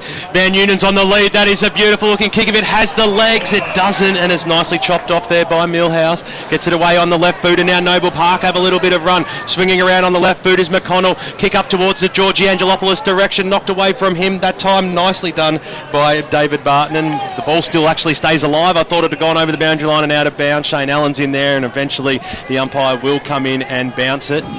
Grant Campbell, thanks to Choose Tap. Noble Park only had 6 inside 50s in the first 20 minutes, so they've scored 1, 4, 5 scoring shots from their 6 inside 50s. Well, Emily to Handley, got the little kick away. That was good. Millhouse takes the mark. Across the half back line, they'll suck up every little minute that they can, every second that they can in this final 10 minutes or so as Millhouse drives the ball along towards the half-forward line. Van Unien over the back. He nearly had the third bite. He ended up trapping it as well. That was fantastic play. Somehow worked out of a telephone box and got boot to ball. This has gone long enough as well. Flying for the mark. David Barton couldn't quite pull it in. Little toe poke towards the Frout direction. Handball over the top. It's a good run here by Lachlan Johns. Can he stamp this one? Lachlan Johns. That's the answer it's a Vermont we're after now. Fantastic bit of run there by the Eagles down the far side wing, and Lachlan Johns, well, we know he's a class player. He had to be silky in that position from the boundary line, slotted it straight over the goal umpire's head. That's his first goal for the afternoon, and Vermont now on the Bendigo Bank scoreboard at the 22-minute mark of the final term have stretched their lead 9-18-72, play 7-12-54. Get your wallet out, B. And look, I think that one started with Barton in the back pocket. Yes. Georgia was ready to pounce. He made the aerial contest, got worked off, held the ball, and just had that strength and started that. And they're the sort of things that win finals, and great finish from Lockie Johns. Ball back in the middle, big thump forward there by Robbie Ross on that occasion. Mullet will try to clean up at the back. Scalzo went in pretty hard, but Barton being a very, very classy performer today. He picks the ball up off half back and goes towards true centre half forward, thumped away from Greg. Nice work there from Tim Kelly. Worked very, very tirelessly today, Tim Kelly. He goes in ball with a handball to Fake. Vergam now goes over the top with a little hand pass back to Kelly. They work in tandem here. Anderson receives now inside 50 towards Brett Dorr. Big thump away though from Barton on that occasion. Davis put his head over the footy on that occasion and wins a free kick for a high tackle there from Tim Harper. Davis goes inboard. Barton's there. That's Chris Barton. He marks in the middle of the Bayswater Oval. He'll chip it over the top to Ross. Closer here to the broadcast side, Robbie Ross. Barely wasted a kick today, Chris Barton. I think he's been really, really clean and helped him going. Be right up there with the best player on the ground today. As if on cue, Barton goes to Greg. And Greg marks right in the middle of Bayswater Oval. Noble Park have got about 3 or 4 loose defenders back though, so no easy kicks inside forward 50. However, Johns presents. They need to man up, mate. Vermont will be more than happy just to keep chipping away here and ticking over the clock. Johns goes short, finds Kyle Emily, probably too far out to score. Froud's on a long lead, and Froud's got it. Ash Froud marks 45 metres out, 45-degree angle, and he'll look to go back and put through his second goal for the day. Generous with the 45-degree there, I reckon. It's probably a little bit tighter, mate. Let's make that 60 for all those mathematicians out there and geometrists. So Ash Froud now will kick from 45 metres out from goal. We're right behind this one. He unloads from 40 metres out. It's well off to the left, and it scrapes in. No, it doesn't scrape in. Boundary umpire Sideshow Bob Ashhawk signals out of bounds on the full, and the Bulls will look to bring it in through Stewie Kemperman. And Bull got it to Kemperman that time, and he'll waste no time because Scalzo's all by himself in the middle of Bayswater Oval. He takes off now, gets a handball away to George Angelopoulos. There's only one way to go, George, and that is home. Kicks it to the top of the goal square. It's a bouncing football. Allen comes in and takes a ripper mark at the top of the goal square. So this is an answer they need. A quick goal here, get it back into the middle of the ground and go for it again. Shane Allen comes in. He made the umpire work hard for it, and he made him work extra hard because he went straight through to the behinds and through for 1 point. I cannot believe that he missed that, as we see his old man David Allen down below just shake his head in disbelief. He's not happy. Shane Allen puts through a minor score for Noble Park. Maybe that was their last yelp. 7-12-54, plays 9-18-72. Yep, David Allen, president of Noble Park, not happy with that kick for goal, but that's not a good kick from Johns. Dora almost marking the turnover. Got a hand pass out to Horton Mill. This is still inside forward 50 for the Bulls. McConnell can unload from 50 metres out from goal. McConnell towards goal. Looks pretty straight, but Mendez on the last line of defence able to rush it through for a minus score. So the Bulls probably too much to make up the margin now. Vermont 9-18-72. Noble Park 7-13-55. Millhouse to Mullet. Keeps the ball moving out wide. Emily made some good space. He's come into this game well in the second half, Kyle Emily. Yeah, the only bloke you could still expect to be running that hard to get a mark and kick at this stage of the game is Ryan Mullet. He's an absolute superstar. As Emily uses his full time, and the umpire called him on, kicked it up towards the wing position, picked up that time there by Horton Mill, got a little handball away, but Vermont got the clearance and over the boundary line and out of bounds on the full the ball goes. So Jared Plymouth will bring the ball back into play for Noble Park. They need to get the ball down quickly. Robert Kemperman now takes the mark. Tim Kelly's across centre half back. If he wants to go in that direction, it's the smartest way. You may as well. Bo Cossins just run onto the ground for Noble Park. He's got to look up. He felt the pressure. We won't say it was footsteps, but Justin Van Noonen was right behind him. Kicks it inside forward 50. There's the siren. Fantastic effort by the Vermont Football Club this afternoon. They led from go to woe, and what magnificent performance by them. They go through to the second semi-final next weekend against the Bwood Football Club. They did enough in the end, and they held on in what was a very, very tough game of football. It was low scoring, but it was still tight. 9-17-71, the Vermont Football Club defeated Noble Park out here today, 7-15-57. Fantastic effort by both sides. There can only be one winner, and today it's the Vermont Football Club. Matt Gregg with 3 goals, the veteran standing up on the big stage as he has done so many times at Bayswater Oval. Justin Van Neunen with 2, they were both in the first half. One to Nathan Henley, Ash Froud, Lachlan Johns and Andrew Ellis.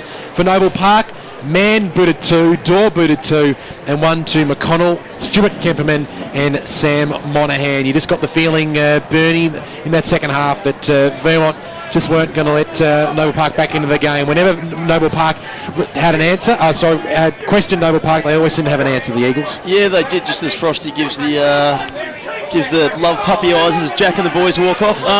Yeah, look, he did. They did answer, as you said, every challenge that came their way today. And I suppose the next question for me and to the group is how the response is going to be regarding Bwood next.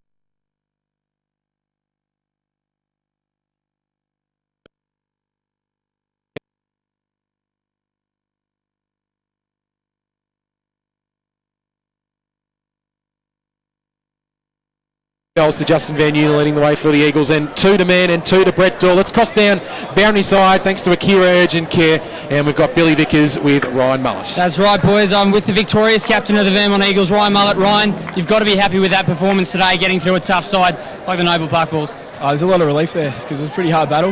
We've had 2 really close encounters throughout the year, and we knew this was going to be no different. So, it ebbed and flowed a little bit this game, but to finish on top, we're really happy. This is huge, isn't it? Now you've got to regroup and you've got to get together very quickly now because there's a massive test looming next week with the Tigers waiting in the wings. Yeah, exactly. I mean, we don't really think about it too much because we're worried about Noble Park, but now our focus changes. So we're going to come up against a really good side next week, one that's troubled us twice this year. So, we're travelling well, but we've got a big test next week. I'll just throw you up to the boys very quickly. We'll leave it there, Billy. No, we're going to let you go. No Congratulations, Ryan. Thanks very much, mate. And we certainly enjoyed Mullet's game today. He certainly lifted it in that second half. So Vermont, just repeating the score, 9-17-71, have defeated the Noble Park boys 7-15-57. They're waiting to get off the ground. So we'll let Ryan go and enjoy that celebration. The Eagles today winning quite comfortably, 9-18. That score's changed, I think, 9-18-72. There was an extra behind given there to the Eagles, 1972, defeating Noble Park 7-14-56. The Eagles come off triumphantly now. They have been super today, led by Ryan Mullet, their skipper. Certainly been a great performance by the Eagles today. Bobby Ross trailing in behind, and they'll be enjoying singing this song, and it means that next Saturday here at Bayswater Oval, it will be Vermont taking on Bwood in the second semi-final, as we count down towards the big Division 1 Grand Final day on Saturday the 21st of September. We'll keep you up to date with all the final scores as they come to hand across the EFL grounds today. Of course, we've got 3 other games going on. We've got Croydon playing Mooroolbark in Division 2, Wantirna South, and Doncaster in Division 3, and Sylvan taking on Forest Hill in the Division 4 elimination final. Well, let's cross down to the rooms now to hear the song, The Mighty Vermont.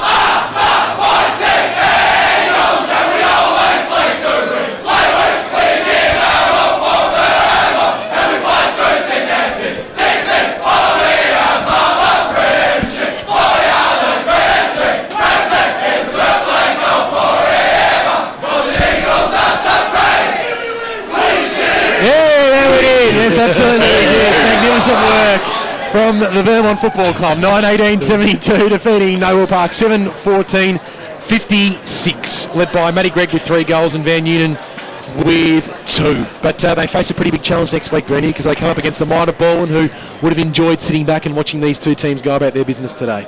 Yeah, for sure. I mean, they're such good users of the ball, and they apply an enormous amount of pressure. They're very, very confident in the way they play their footy and extremely attacking and back themselves. So I think Vermont may need to change up the game just a little bit in regard to the defensive aspect against them. But I'm sure Chris and the rest of the coaching staff will have the guys well prepared for that, and hopefully we have another exciting contest out here next week.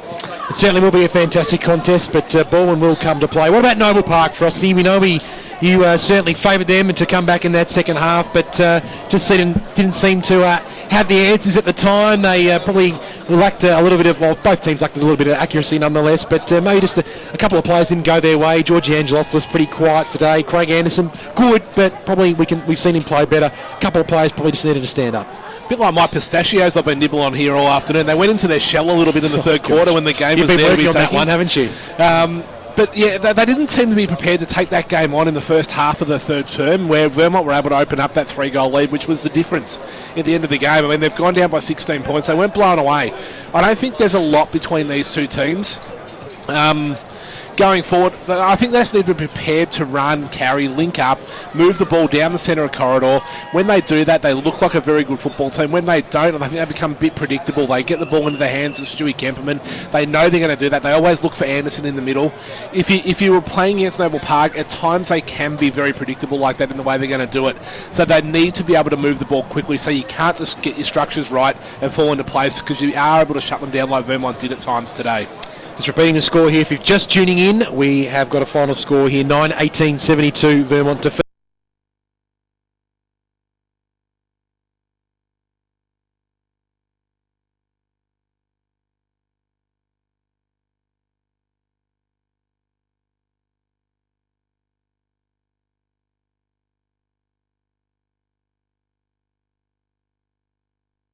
On the ground today. Let's head to Grant Campbell with some stats that matter. He's got his statistical summation ready for us, all thanks to the Yarra Valley Water. Be smart, choose tap.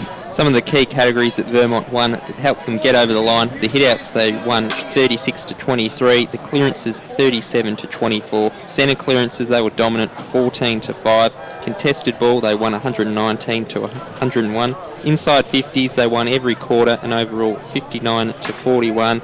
And the free kick count, I'm sure there's a lot of Noble Park supporters out there. They were very upset with them. The free kicks was 29-17. Thought a lot of them were there, but maybe a few soft ones, but I don't think you can blame the umpires, because Vermont deserved their win. They certainly did, Soupy, and you deserve a big pat in the back for your work, all thanks to Yarra Valley Water. Choose tap today. Very nice work from you. We'll head downstairs very soon. I'm sure Chris Barlow will have the troops nicely locked in there and giving that address as Vermont coming off a